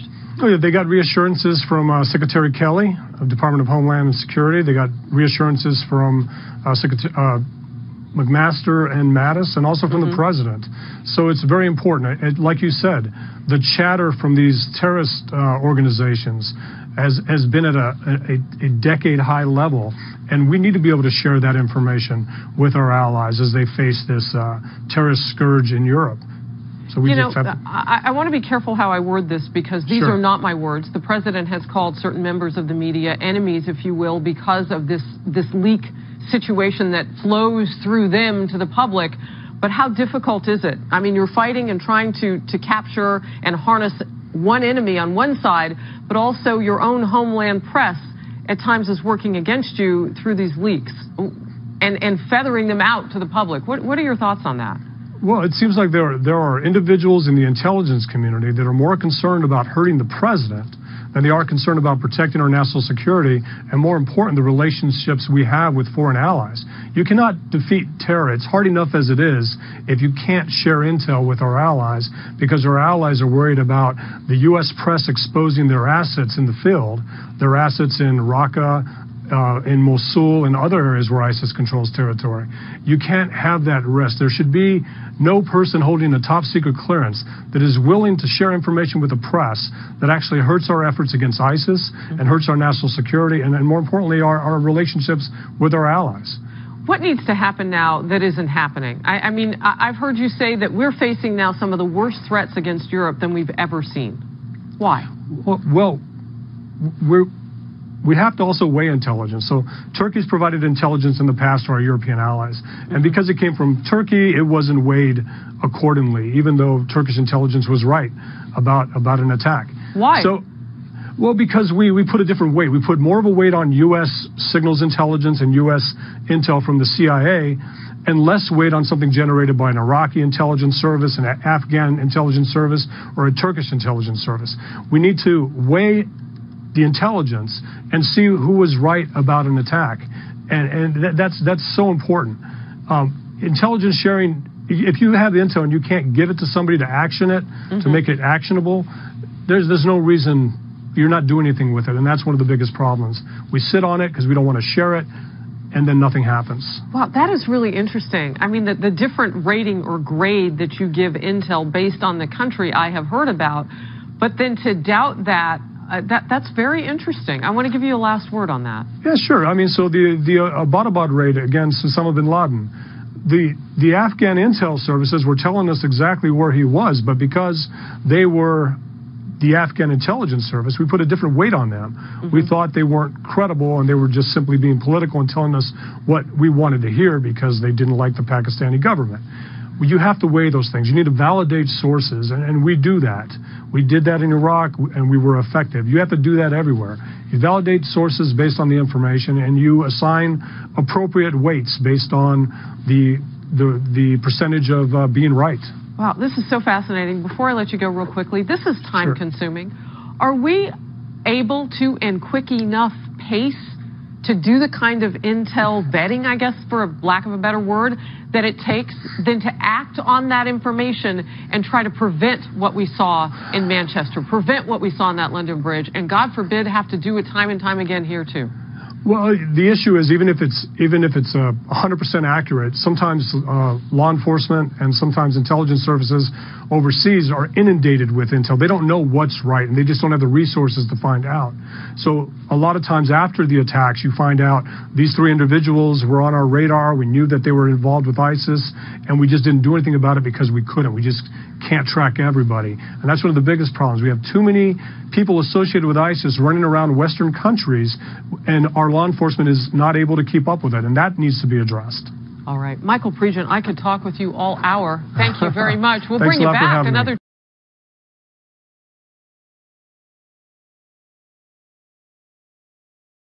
His name is Saif al-Adel. He's the head military commander of the al-Qaeda unit that's been operating out of Iran ever since 9/11. They got the interview with him, and he laid out the 7 phases of conquest. In 2005, let's see, here they are. Look in the middle there, the yellow highlighted ones, because I think that's kind of where we are right now. 2010 till 13, it says that was the period for the collapse of the so-called hated Arab governments. A lot of people call that an Arab Spring. They called it collapse of the hated Arab governments. Why were they hated? They were hated because they did not enforce Sharia. What happened in those years? Ben Ali of Tunisia, Muammar Gaddafi in Libya, Hosni Mubarak in Egypt went down. Also Saleh, the leader of Yemen. Thereafter, Bashar al-Assad has not been so easy to take down, but that is another one. This phase, the next phase, 2013 until 16, that's the time period we're in right now, obviously. And look what they wrote. What's the period? It's the period for the declaration of the Caliphate. Are these guys absolutely on timeline, on target? This was written 9 years ago. You want to guess how many of our senior national security officials even know this article, this interview was published? I don't know, but I have my doubts. All right, in the words of our enemy, here is Ayman al-Zawahiri. He is now the head of Al-Qaeda. At the time of this quote, he was the deputy to Osama bin Laden. He's speaking in the year 2008, November, right after our presidential elections when Barack Obama was elected. He didn't take office, one moment if you would, he didn't take office until January. We always inaugurate our presidents in January, but he had been elected and everybody knew that he would be president. Well, understanding what you said in relation to the Arab Spring, you said that there was an overthrow because the heads of the government, or the heads of their governments, didn't enforce Sharia law. So why did the American government support the Arab Spring? Let's keep going here. As I describe this, I want to lead into how the American government became infiltrated and influenced by the Muslim Brotherhood in particular in the United States. That is what happened to our government. We'll get to that as we go forward. We'll take questions at the end. Yeah, we will. I'll make sure I'll plenty of time answer as many as you have. Listen. So anyway, Ayman al-Zawahiri speaking in November of 2008, and look what he says again, the highlighted words here. He is speaking directly to Obama, and he says, "You are facing a jihadi awakening, but you refuse to recognize it, and you pretend not to see." Does that sum up the situation? Exactly, in our country at least. All right, this little diagram is the way I want to illustrate the onslaught of jihad and Sharia. Up at the top, is this a pointer as well? Does it go red? Oops, no, it doesn't. No, it's okay. Never mind, but look at the top row there. And off to the left-hand side, again, there's Ayman al-Zawahiri. He is, of course, the head of Al-Qaeda now. In the middle is Hassan Rouhani. He is the new, since last year, president of Iran. And then over on the right-hand side is Abu Bakr al-Baghdadi, the head of the Islamic State. Obviously, it's very clear that they are pounding on us. They're coming for us. They've already hit us in many ways. But the onslaught from them is direct. It's visible. It's kinetic in many cases. What I want to emphasize and really with this whole presentation is that that's not the only onslaught facing us. The rest of it is coming at us from the sides and from underneath. So over here on this side, I have got on the left a little photograph there of Hassan al-Banna, who is the founder of the Muslim Brotherhood. That's coming at us, in particular, United States and Europe, Canada. Over on the right-hand side is that book of law that I use. So I'm saying Sharia is coming at us. And then in through the back door, a term that really kind of encompasses both of those, and that is stealth jihad, a term really coined, I think, by Robert Spencer, who I think perhaps has addressed you previously and is just absolutely brilliant on these topics. But that totality is what's coming at us. It is a whole of society assault. It is not just kinetic. It is not just blowing things up and killing people and making pyramids of skulls like Genghis Khan. That's not what they're about. They are about conquest to what? These are the objectives of Al-Qaeda, the objectives of the Islamic State, and the objectives of every single other Islamic jihad organization in the world, be it Hamas, Hezbollah, Taliban, Lashkar-e-Toiba, you name it. These are their objectives. They only want two things. They want the establishment of Islamic government, meaning a caliphate, right? and the enforcement of Sharia, Islamic law. Just two things, Caliphate and Sharia. That is universal to every single jihad organization on earth.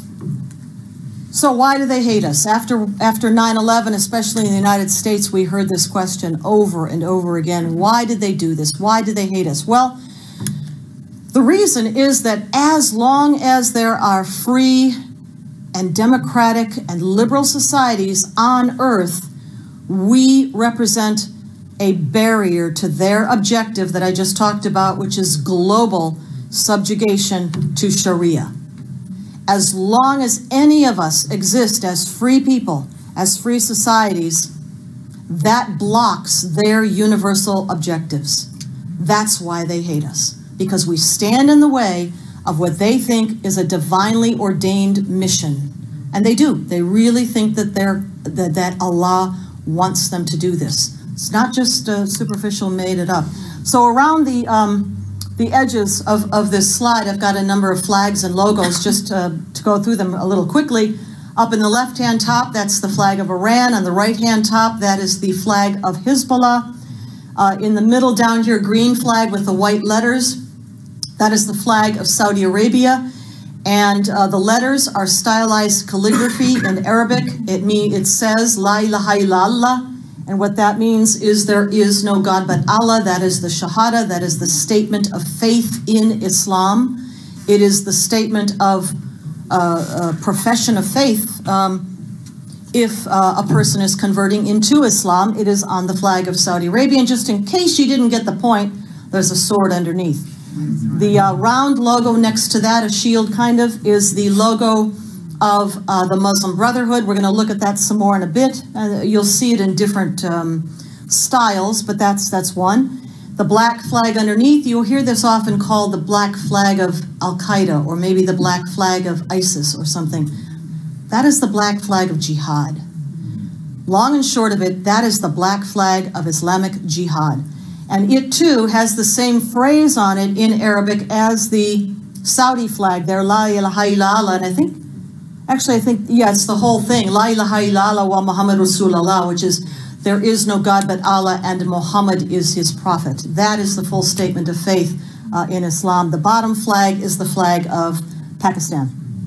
All right, we can see that Sharia is advancing on a lot of fronts around the world. Not just the Middle East, but here in Australia, in Europe, in Canada, in the United States for sure. MEN.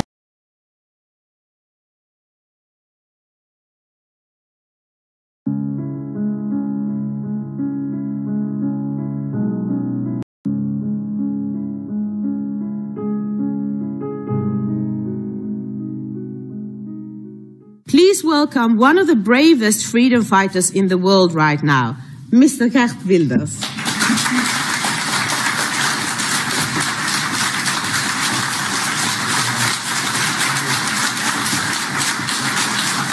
Thank you.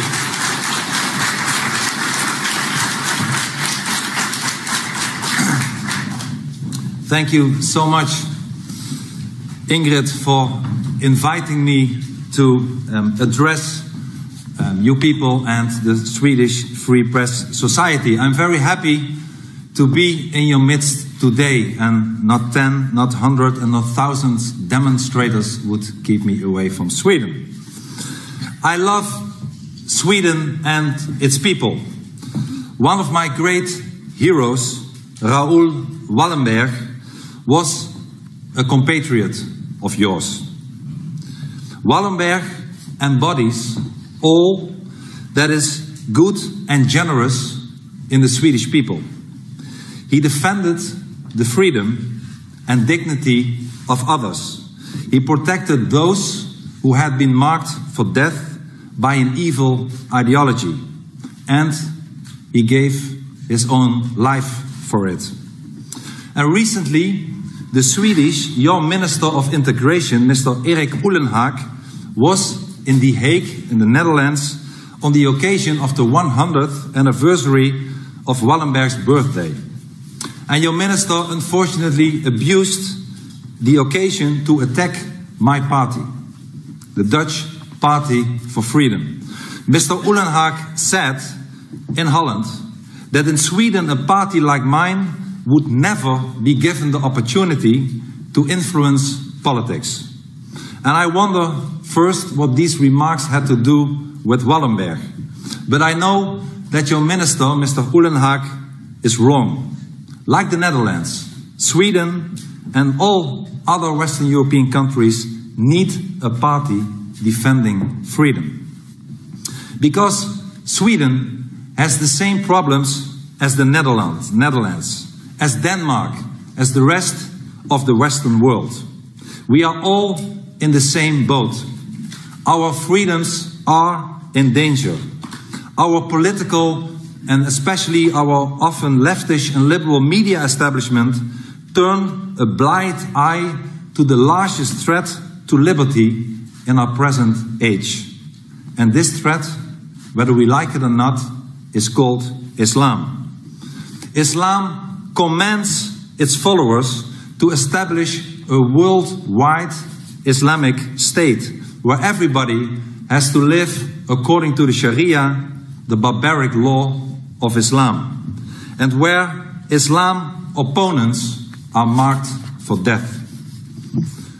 Alexander Solzhenitsyn used to say that the truth is seldom sweet.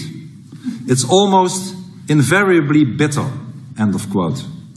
But the truth, ladies and gentlemen, the truth should be heard. And the bitter truth is that Islam is the largest threat to our freedom today. And the unpleasant truth that Islam is already all around us. And the sign of Islam's presence is visible in all the major European cities today. Also in Malmö, especially in Malmö. 25% of the population here originates from Islamic countries.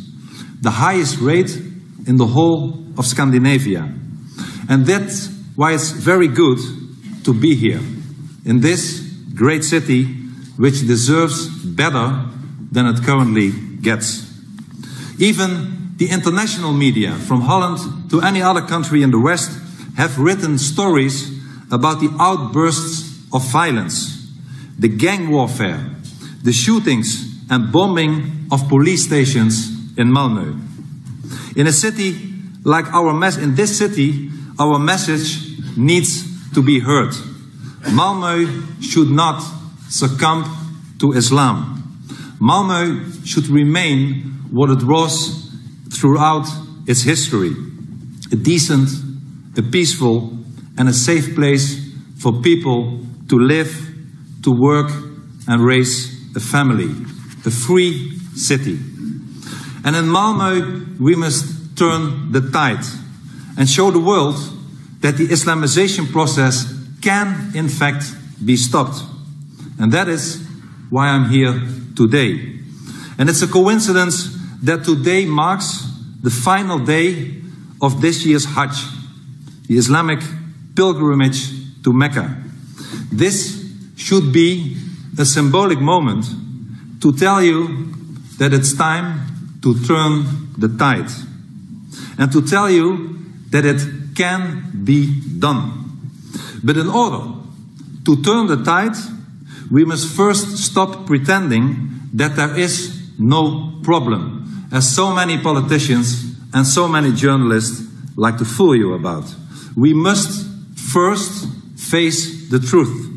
We must speak the truth, so that others will know it too. And before I continue, let me make one thing absolutely clear.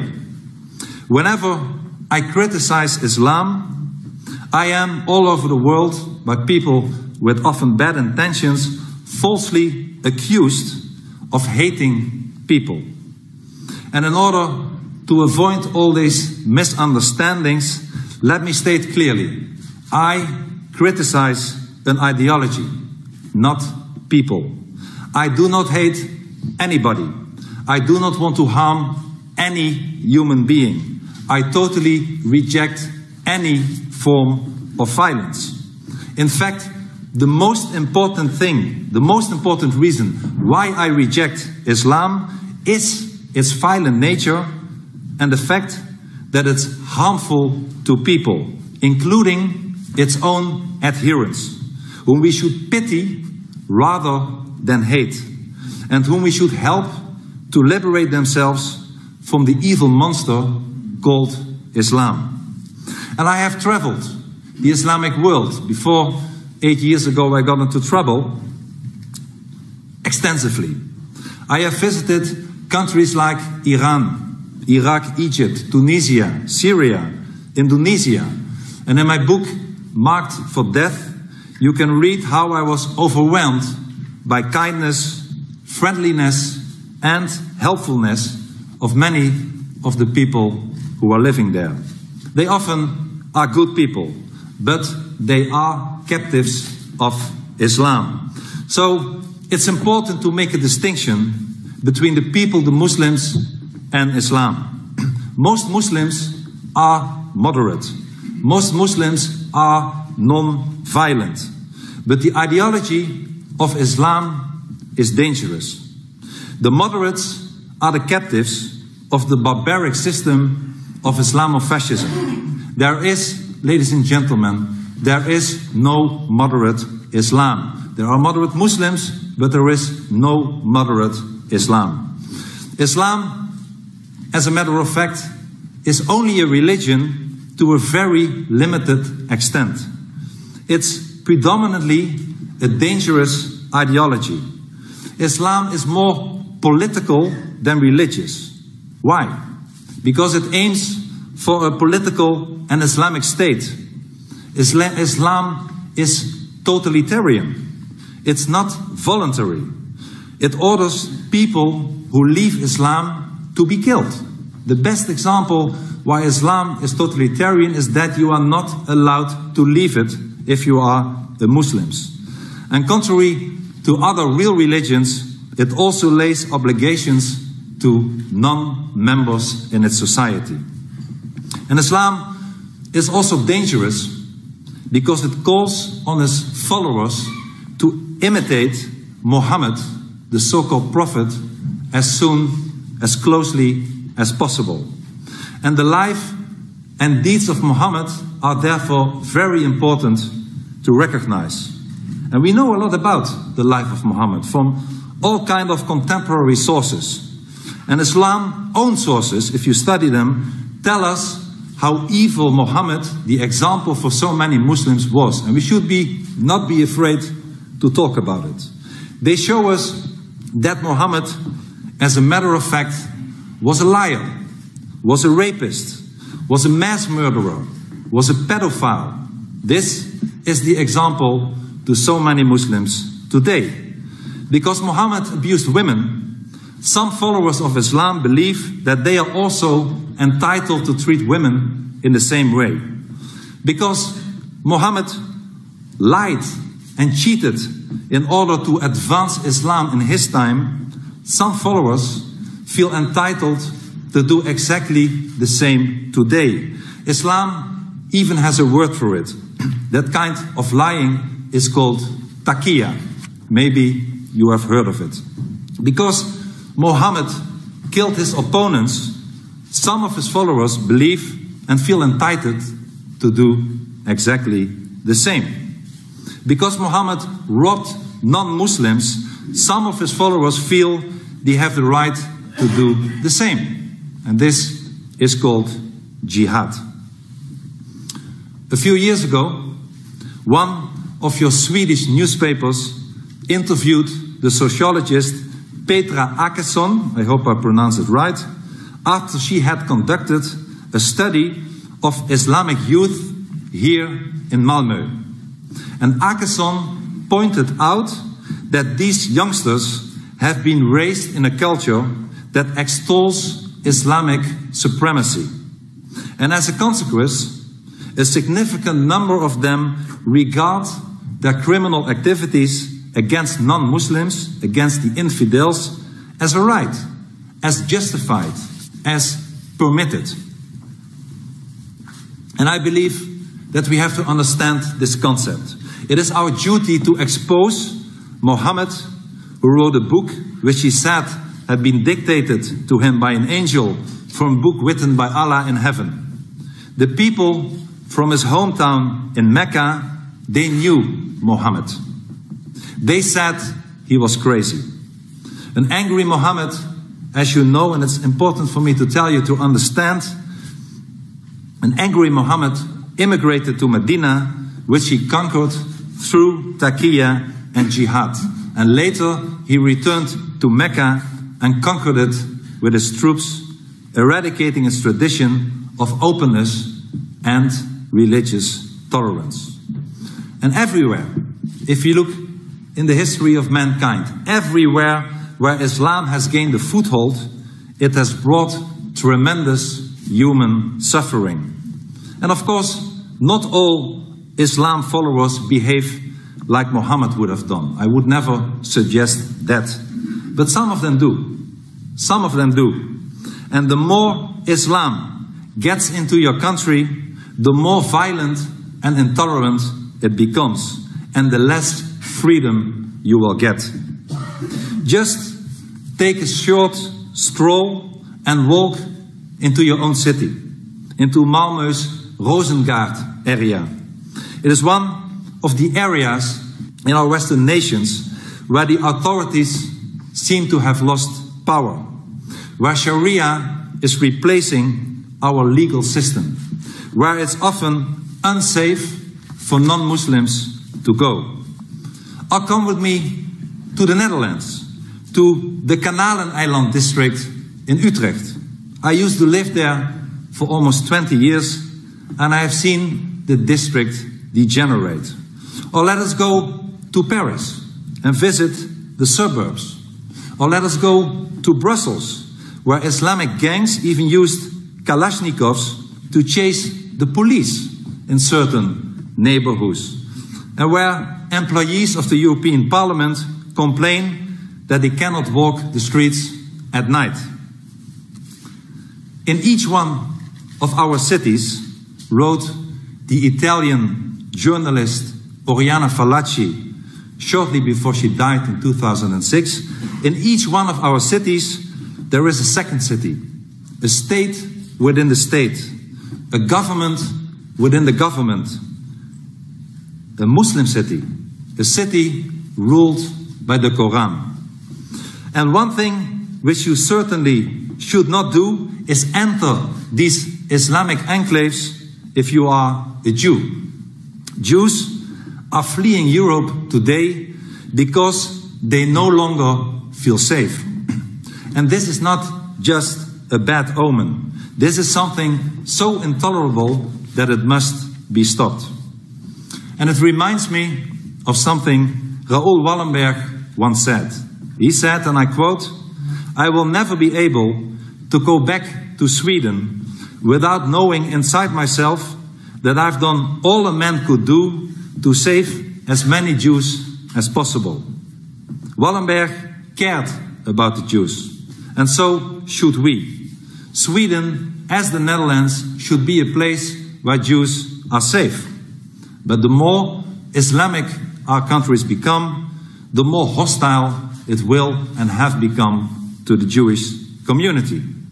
And hence, while not, once again, not all the believers in Allah and Muhammad turn violent, the truth is that some of them do. And they do so because Islam, the ideology, incites them to. And we should not close our eyes for reasons of false political correctness to this reality. If we do so at our own peril. The more Islam one gets in a society, the less civilized it becomes, and the less free it becomes.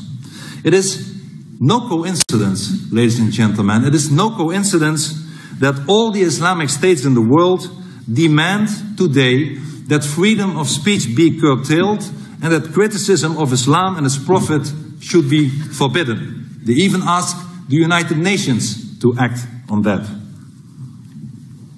And as I said, because there is no such thing as a moderate Islam, the Islamization of our society is a very dangerous threat. The Islamization of our societies is driven by immigration from Islamic countries. Muhammad himself, as we remember, conquered Medina through the method of immigration, or hijrah, as it's called in Islam. And we have to stop the immigration to our countries from Islamic countries. We have to halt the process of the Islamization. Because we see now all over Europe, we see mosques, we see Islamic centers, we see halal shops. They are all proliferating. In any major Western European city, you will encounter numerous women in headscarves and burqas. And I even read that in Lars Hedegaard's country, Denmark, you can find an escaped prisoner in a burqa. This is Europe today, and we should not accept it anymore. Open the pages of our newspapers, and you will read horrific stories about women being trampled, female genital mutilation and honor killings in our own backyards. And we should not accept this any longer. Winston Churchill, confronted with Nazi tyranny, said, we all remember that, never give in. Never, never, never, in nothing great or small, large or petty, never give in except to convictions of honor and good sense. And this motto of Churchill should be the motto of the free world. It certainly is my motto. It should be painted in bright letters on the walls on also Malmö's town hall. Never give in. Never give in nothing great or small. Because if the free world gives in to the demands of Islam, it will perish and all our freedoms will be extinguished. And I know that last month, a mosque in the Stockholm district of Botkyrka received permission to broadcast Islamic prayer from its 32-meter minaret. And we should once again not accept that. Ismail Okur, the chairman of this Botkyrka Islamic Association in Stockholm, said, we want to have Islamic and religious freedom. But ladies and gentlemen, Islam is not a genuine religion. Islam itself does not even allow religious freedom. It does not allow the choice for people to reject Islam. It orders that people who leave Islam, that apostates, that renegades, should, as a matter of fact, be killed. And the fact that the Islamic prayer call is not heard on the streets does not in any way limit the freedom for Muslims. They are free to believe whatever they want. In countries like ours, they are free to say whatever they want. But this does not include the right to blast through loudspeakers over our cities to hear for us all, even in the privacy of our own homes, the message that there is no God but Allah and Muhammad is the messenger of Allah.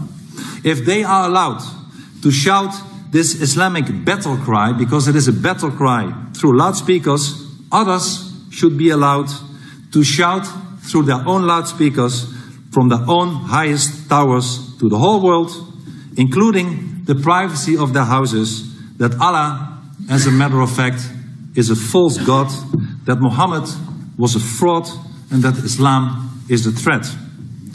But you know what would happen if someone would really start doing this? If someone would shout those truths from a rooftop in, let's say, nearby Rosengard. Muslims would take offense. If we would do the same as they do, they would take offense. You know all what happened to your own countryman that I respect a lot, the artist Lars Vilk, who drew a cartoon of Muhammad. He was marked for death. Al-Qaeda offered $150,000 US for his assassination. He was assaulted. His house was arsoned. And an Islamic suicide bomber who killed himself and injured 2 people, innocent people in Stockholm on December 11, 2010, said that all Swedes would be made to pay for this. He said, and I quote, "for their foolish support of the pig Vilks." And Lars Vilks, ladies and gentlemen, you know it better than I do, now lives under permanent police protection, just as I have been living for 8 years under permanent police protection, because the so-called followers, peaceful followers of Muhammad, want to assassinate me for criticizing Islam. And that is why all the security and all the demonstrations are here today. But let no one tell you, let no one fool you that Islam respects freedom. Freedom and Islam are incompatible, totally incompatible. And let no one tell you and fool you that Islam is a religion of peace. Islam, ladies and gentlemen, is an ideology of violence. And let no one tell you that you should tolerate the intolerant. We have done that enough. No more tolerance for the intolerant. Listen what Karl Popper, the great liberal philosopher, had to say. Karl Popper said, "Unlimited tolerance leads to the disappearance of tolerance. If we extend unlimited tolerance even to those who are intolerant to us, if we are not prepared to defend the tolerant society against the onslaught of the intolerant, then the tolerant will be destroyed, and tolerance with them." And he could not be more right. So today we have to make a stand. We have to draw a line. We have to say no more mosques. We have enough mosques in our society. No more Islamic schools. They are centers of subversion. No more immigration of Islamic countries. Stop it. Enough Islam. And all criminal immigrants with dual nationality have to be expelled. We have to draw a red line. If you assimilate to our society, if you behave according to our values, to our constitution, to our laws, then you are welcome to stay. And if you don't, there is the door, and we will send you packing. Ladies and gentlemen, today Islam has the audacity and the arrogance to tell us that we, its victims, are not tolerant enough against Islam. Islam is telling us that it will not accept criticism of Islam anymore. And recently, we all remember that, on 9/11, an American ambassador was tortured and murdered because one of his countrymen, a Coptic Egyptian-born American citizen, had made a movie about Muhammad. And unfortunately, many Western leaders and media seem to be in the grip of a cowardly appeasement mentality which is harmful to our Western liberties. Martin Schulz, the President of the European Parliament, condemned, and I quote, "not only the content, but also the distribution of such a movie."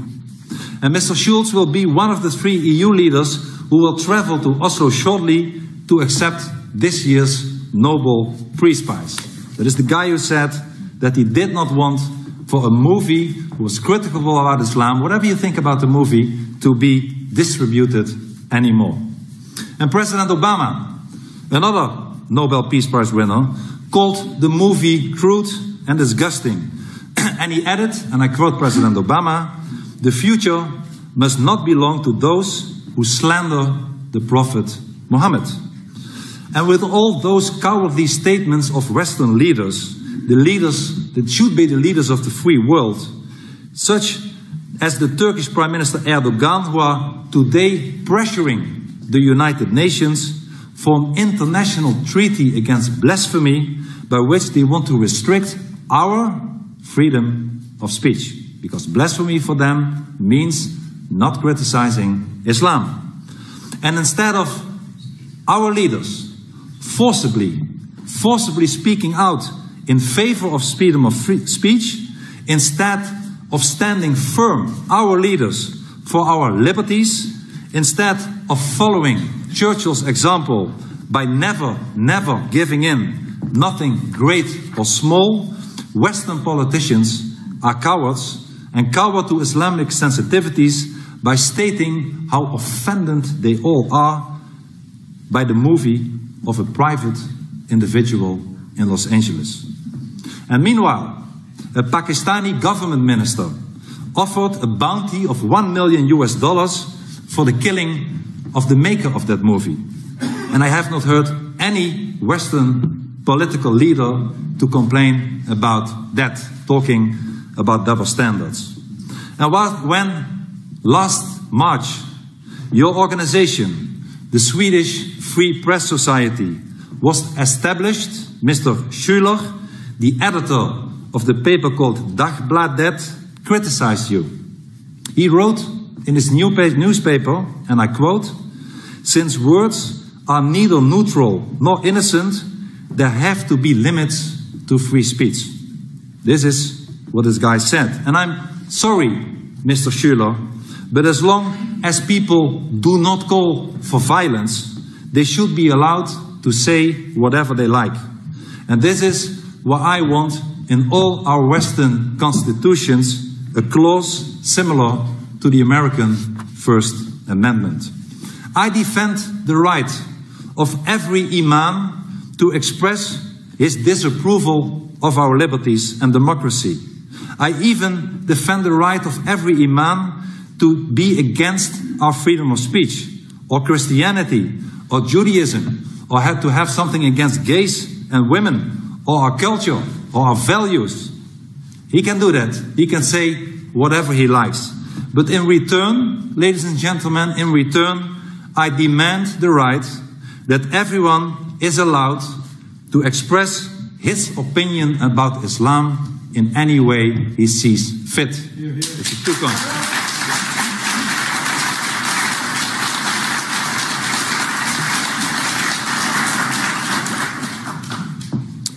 And since Islam does not grant us our freedom, it should not be given the freedom to rob us of our liberties.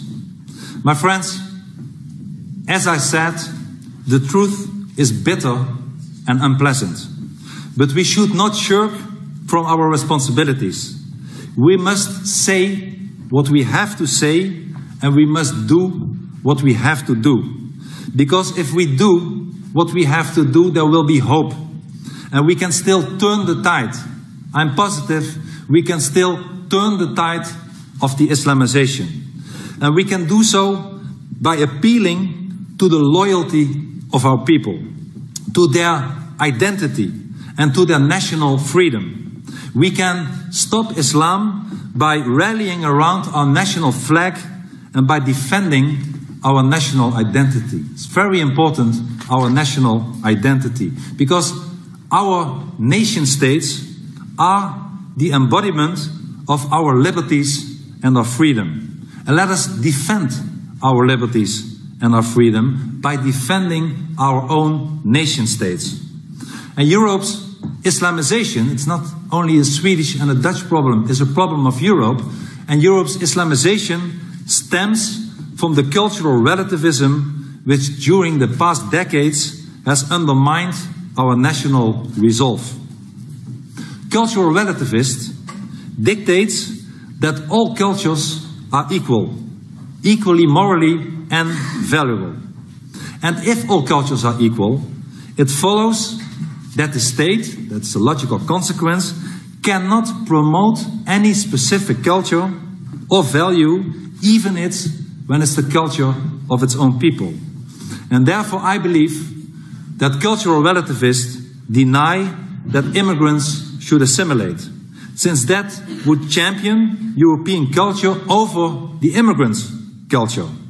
And they, the cultural relativists, They tell us that Islamic newcomers who settle in our cities and in our countries and in our villages, that they get the message, you are free to violate our norms and values, since we believe that your culture is as good as ours.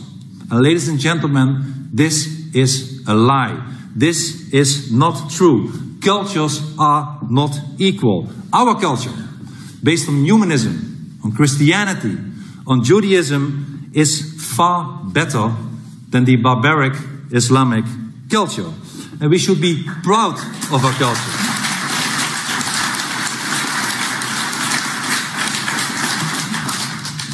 We should be proud of our culture. We should be proud of our identity. And we are certainly not belonging to an Islamic culture. The cultural relativists are, as a matter of fact, the facilitators of Islam. They parrot the Islamic taqiyya statement. They call us xenophobes and accuse us of hate speech. They drag us to court. People like myself, people like my friend Lars Hedegaard from Denmark, but many others as well, have been subjected to endless time, energy and money consuming trials for speaking the truth about Islam. Luckily, both Lars and I have both been acquitted, but others who criticized Islam were not so lucky. And the combination of taqiyya and cultural relativism is the most dangerous threat to the Western freedom. Ladies and gentlemen, these cultural relativists are also transferring our national sovereignty to Brussels. And I'd like to make this important point. They tell us that the nation states are dangerous relics from the past. They tell us that the European Union is needed in order to avoid a war.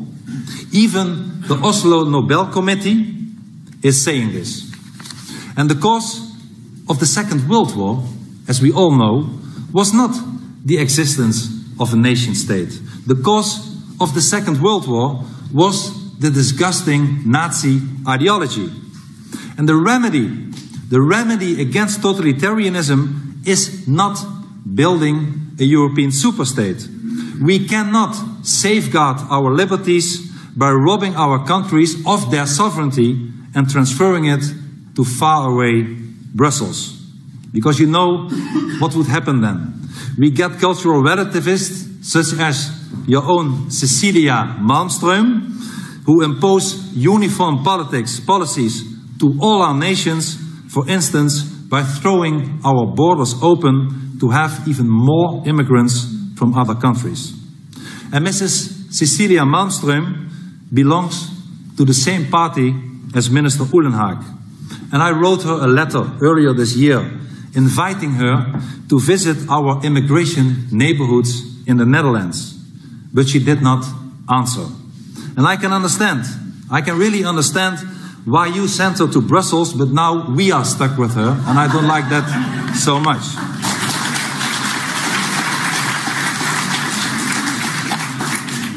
My friends, people like Mrs. Malmström seem to want to rob us of our identity.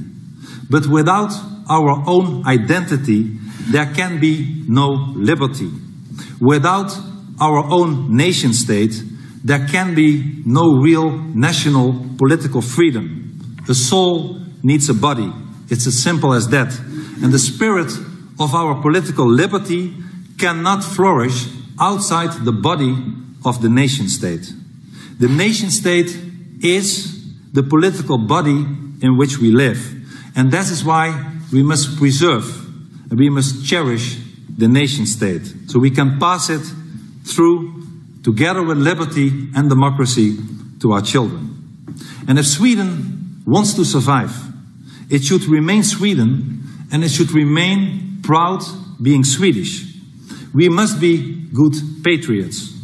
Patriots, by some, is branded as fascism, by, for instance, the cultural relativist. But patriotism, of course, is no fascism. On the contrary, every Democrat, every defender of freedom must, by definition, be a patriot. And Europe is a cluster of nations. And the strength of Europe is diversity. Uniformity is a characteristic of Islam, not of Europe. Islam, as we know, eradicated the national identities of all the people it conquered in the past. If it's the Coptic identity of Egypt, the Indian identity of Pakistan, the Assyrian identity of Iraq, the Persian identity of Iran, they were all wiped away, cracked down upon, or discriminated against until this very day today. Islam, ladies and gentlemen, wants all nations to be replaced by what they call the Ummah, the common identity of the nation of Islam, to which we all have to be subservient, and to which we all our national identities have to vanish. And do not let the Swedish identity be swept away by the Ummah. As a national identity ties an individual to an inheritance, to a tradition, to a loyalty, to a culture. National identity is an inclusive identity. It considers everyone to be equal, whatever his religion or race, who is willing to assimilate into a nation by sharing its fate and the future of its people. And the Brussels bureaucrats and the leftist intellectuals consider patriotism a dangerous relic from the past. So they oppose Europe's national identities. But so does Islam, which does not want the faithful to assimilate and adopt another loyalty than the loyalty to Islam and to the Ummah. And there is the problem of so many immigrants in our societies. This message, ladies and gentlemen, is one of which the Eurocrats do not want to hear. But it's the truth. Without self-governance, without self-determination, there will be no preservation of our identity. And if we don't know that, we can never win the fight against the Islam. My friends, we need to give political power back to the nation state in the name of our freedom, in the name of democracy, in the name of human dignity. We need a resurgence of our national pride, a love of our own country and institutions. And by defending these nation states, we defend our own identity and our liberty. Ladies and gentlemen, dear friends, it is time to act. We must make haste.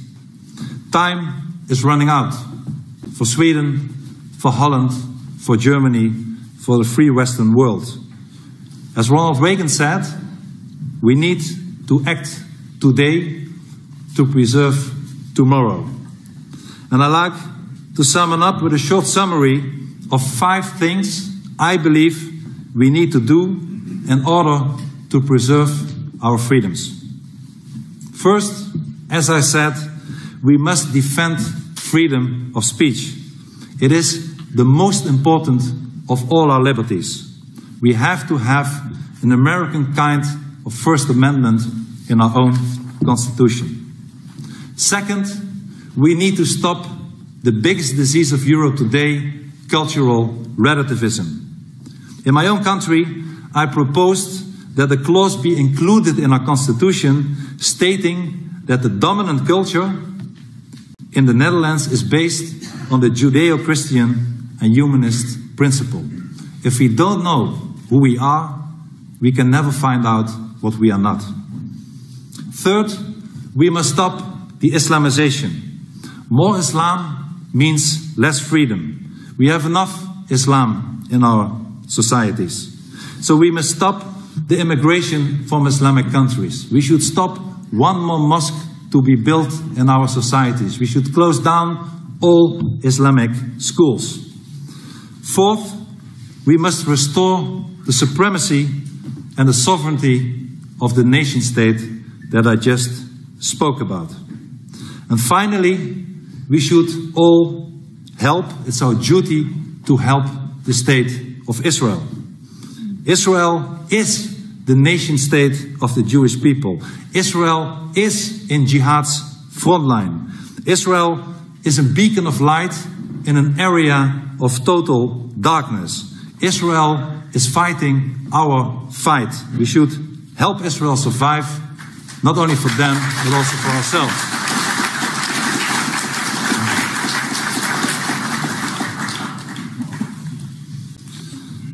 My friends, if we stop speaking the truth, however unpleasant it might be, all will be lost. In a speech at the United Nations Plaza Millennium Hotel in New York last September 11th, George Iglar, the director of the British free speech think tank called Discourse, remembered his audience of what happened inside Flight 11, the plane, as you know, that was hijacked by Mohammed Atta and his gang and flown into the North Tower of the WTC on the fateful morning of 9/11/2001. Just be quiet and you will be okay. Just be quiet and you will be okay. That is what the terrorist Atta told the passengers on board of the hijacked plane. My friends, we know from that terrible experience of that passengers of Flight 11 that we will not be okay if we remain quiet. On the contrary, we are doomed if we remain quiet. We must speak out. We must speak out with all our might against those who want to silence us. We have to tell the truth, loud and clear, about the true nature of Islam. This totalitarian ideology which wants to Islamize us and impose its will on the entire world. We have to expose the lie which is called cultural relativism. We must struggle every day again against the rising tide of Islamization, even when the cultural relativists in media and governments succumb to it. If we fail, we will lose everything. Our freedom, our identity, our democracy, our rule of law, all our liberties, beginning the most important of all, which is the freedom of speech. Ladies and gentlemen, the West is in danger, but we can still prevail, even when we are insulted, even when we are harassed and intimidated, even when they take us to court for speaking the truth, even when they mark us for death for stating the truth and an opinion about Islam. We must never be silenced. We must speak out. Never be silenced. Never. Thank you very much and good luck.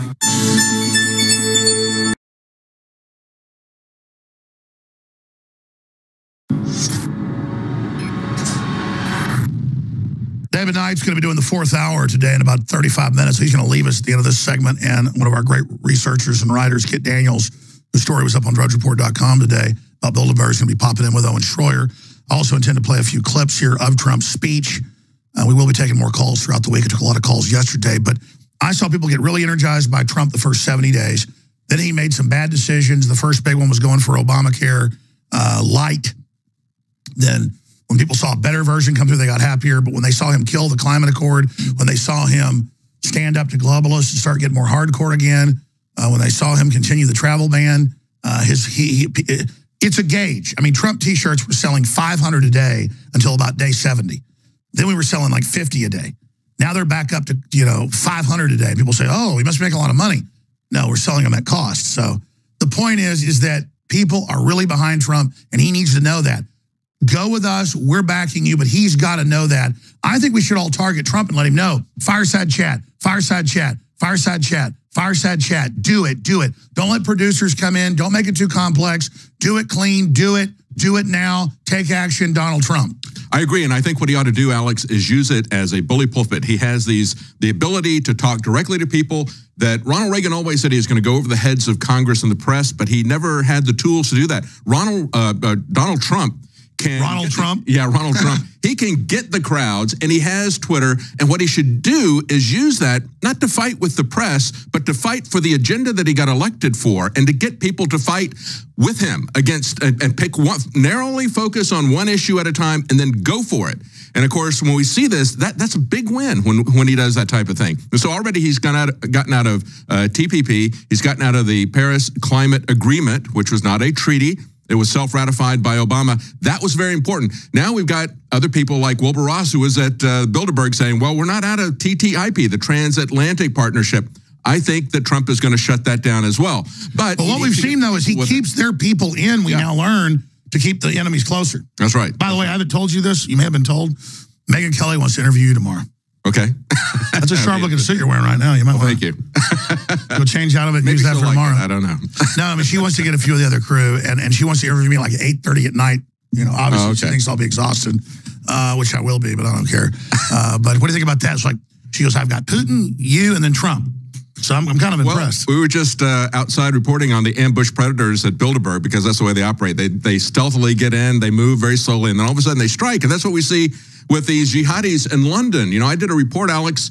Everybody was talking about CNN as ISIS because Kathy Griffin is holding up this icon of the jihadis. That was the symbolism that she was doing.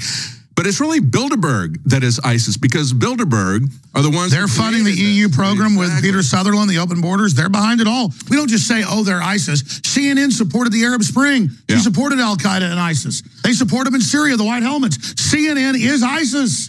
Hillary's the founder of ISIS. Theresa May says the internet is the breeding ground of terrorism. No, open borders allow them to get onto your ground and to breed. Oh, yeah. Don't take all our internet freedom away. They already we'll criticize ISIS and they'll suspend our Twitter or Facebook saying, oh, we don't promote hate. Yeah. I have a right to expose these people. I'm not even showing their head chopping. The real breeding grounds of terrorism, as I pointed out, were Syria and Libya before that. And before that, it was Bilderberg that created all of these conflicts, that created the regime change, that created the chaos and civil war in those countries. They're working with Islam. They can bring the people into our countries, create chaos and civil war, use this to enact controls, and that's what she's now moving towards. So in that sense, yes, it is a false flag from Bilderberg, but they're not necessarily directly controlling these guys. As these guys are out there, the government didn't want them named. Why? Because it'd probably be embarrassed, and then they are going to be embarrassed, and they should be embarrassed. They had BBC doing a documentary on the jihadi next door, and at the same time, as you've talked about, the same guy is in a park, they unfurl an ISIS flag, and they're all sitting there bowing down and worshiping it. Were they arrested? Were they deported? No, they were, quote, had an altercation with the police. The police didn't do anything about that. That's right. If you or I put a manifesto out that we want to murder innocent people, we can be arrested. It's premeditated. When you're bowing to an ISIS flag and in documentaries saying jihad, you just admitted you don't want to be an open, free society, and you're planning on killing people. Bye-bye. And if you resist, we come to deport you.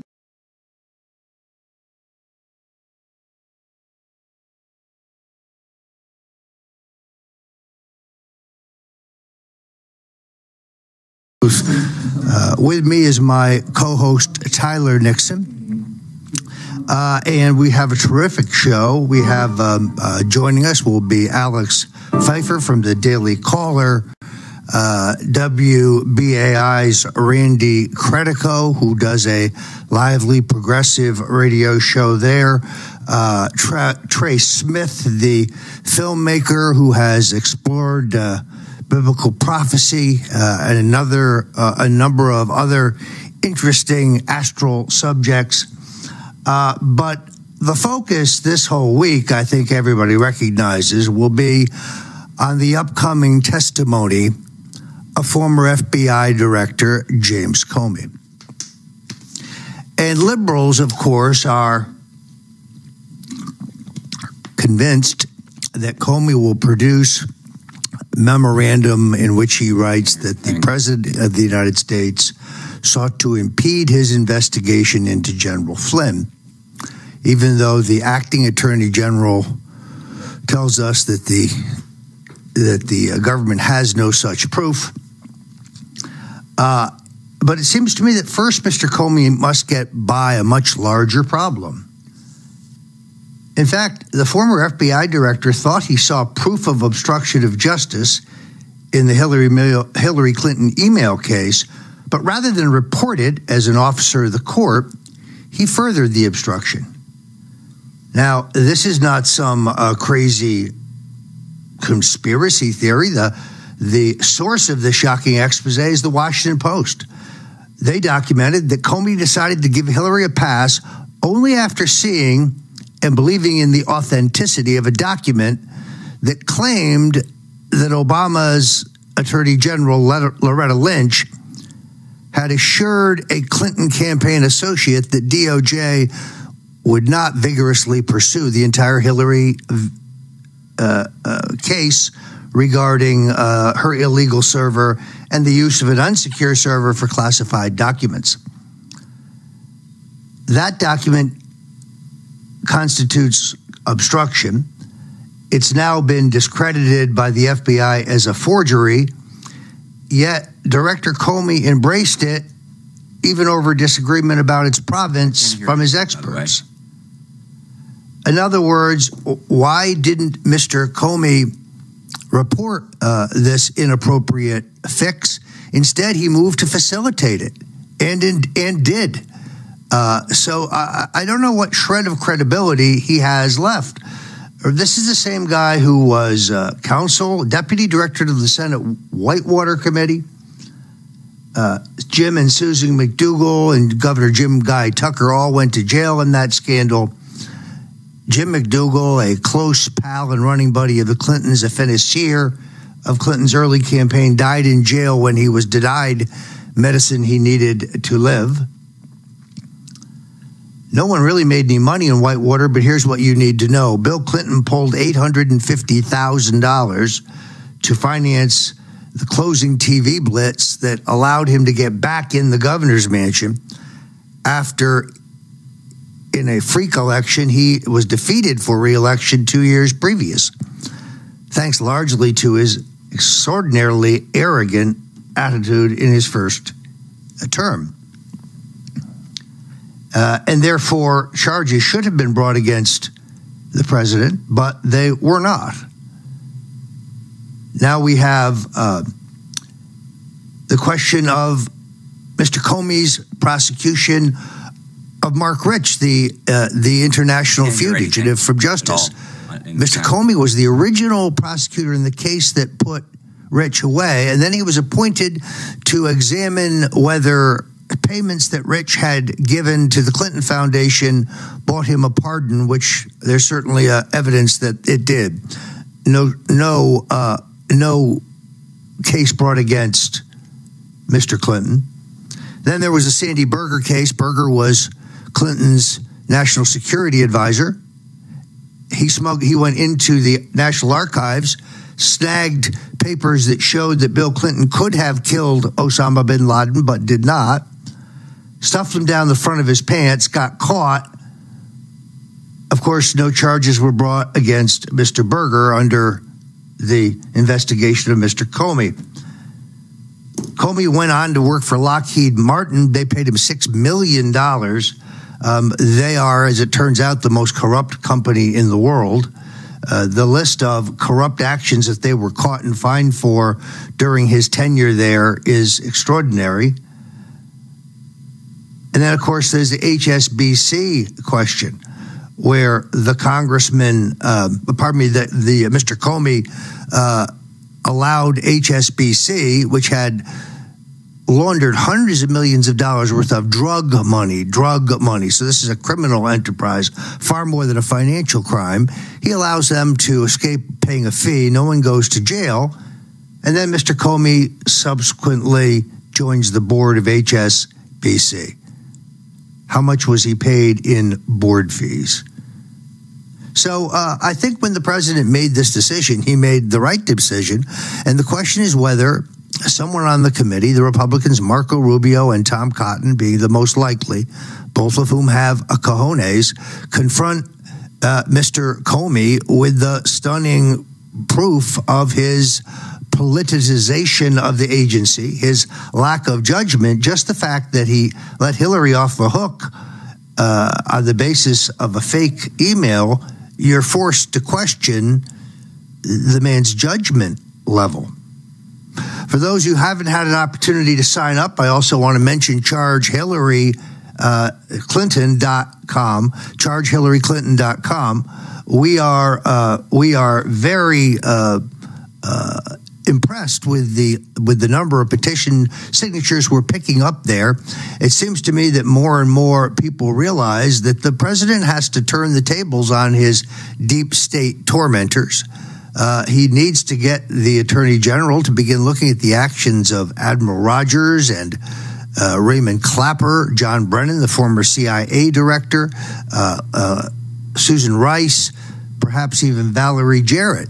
It is impossible for the president to survive on defense. Stone's rules: attack, attack, attack.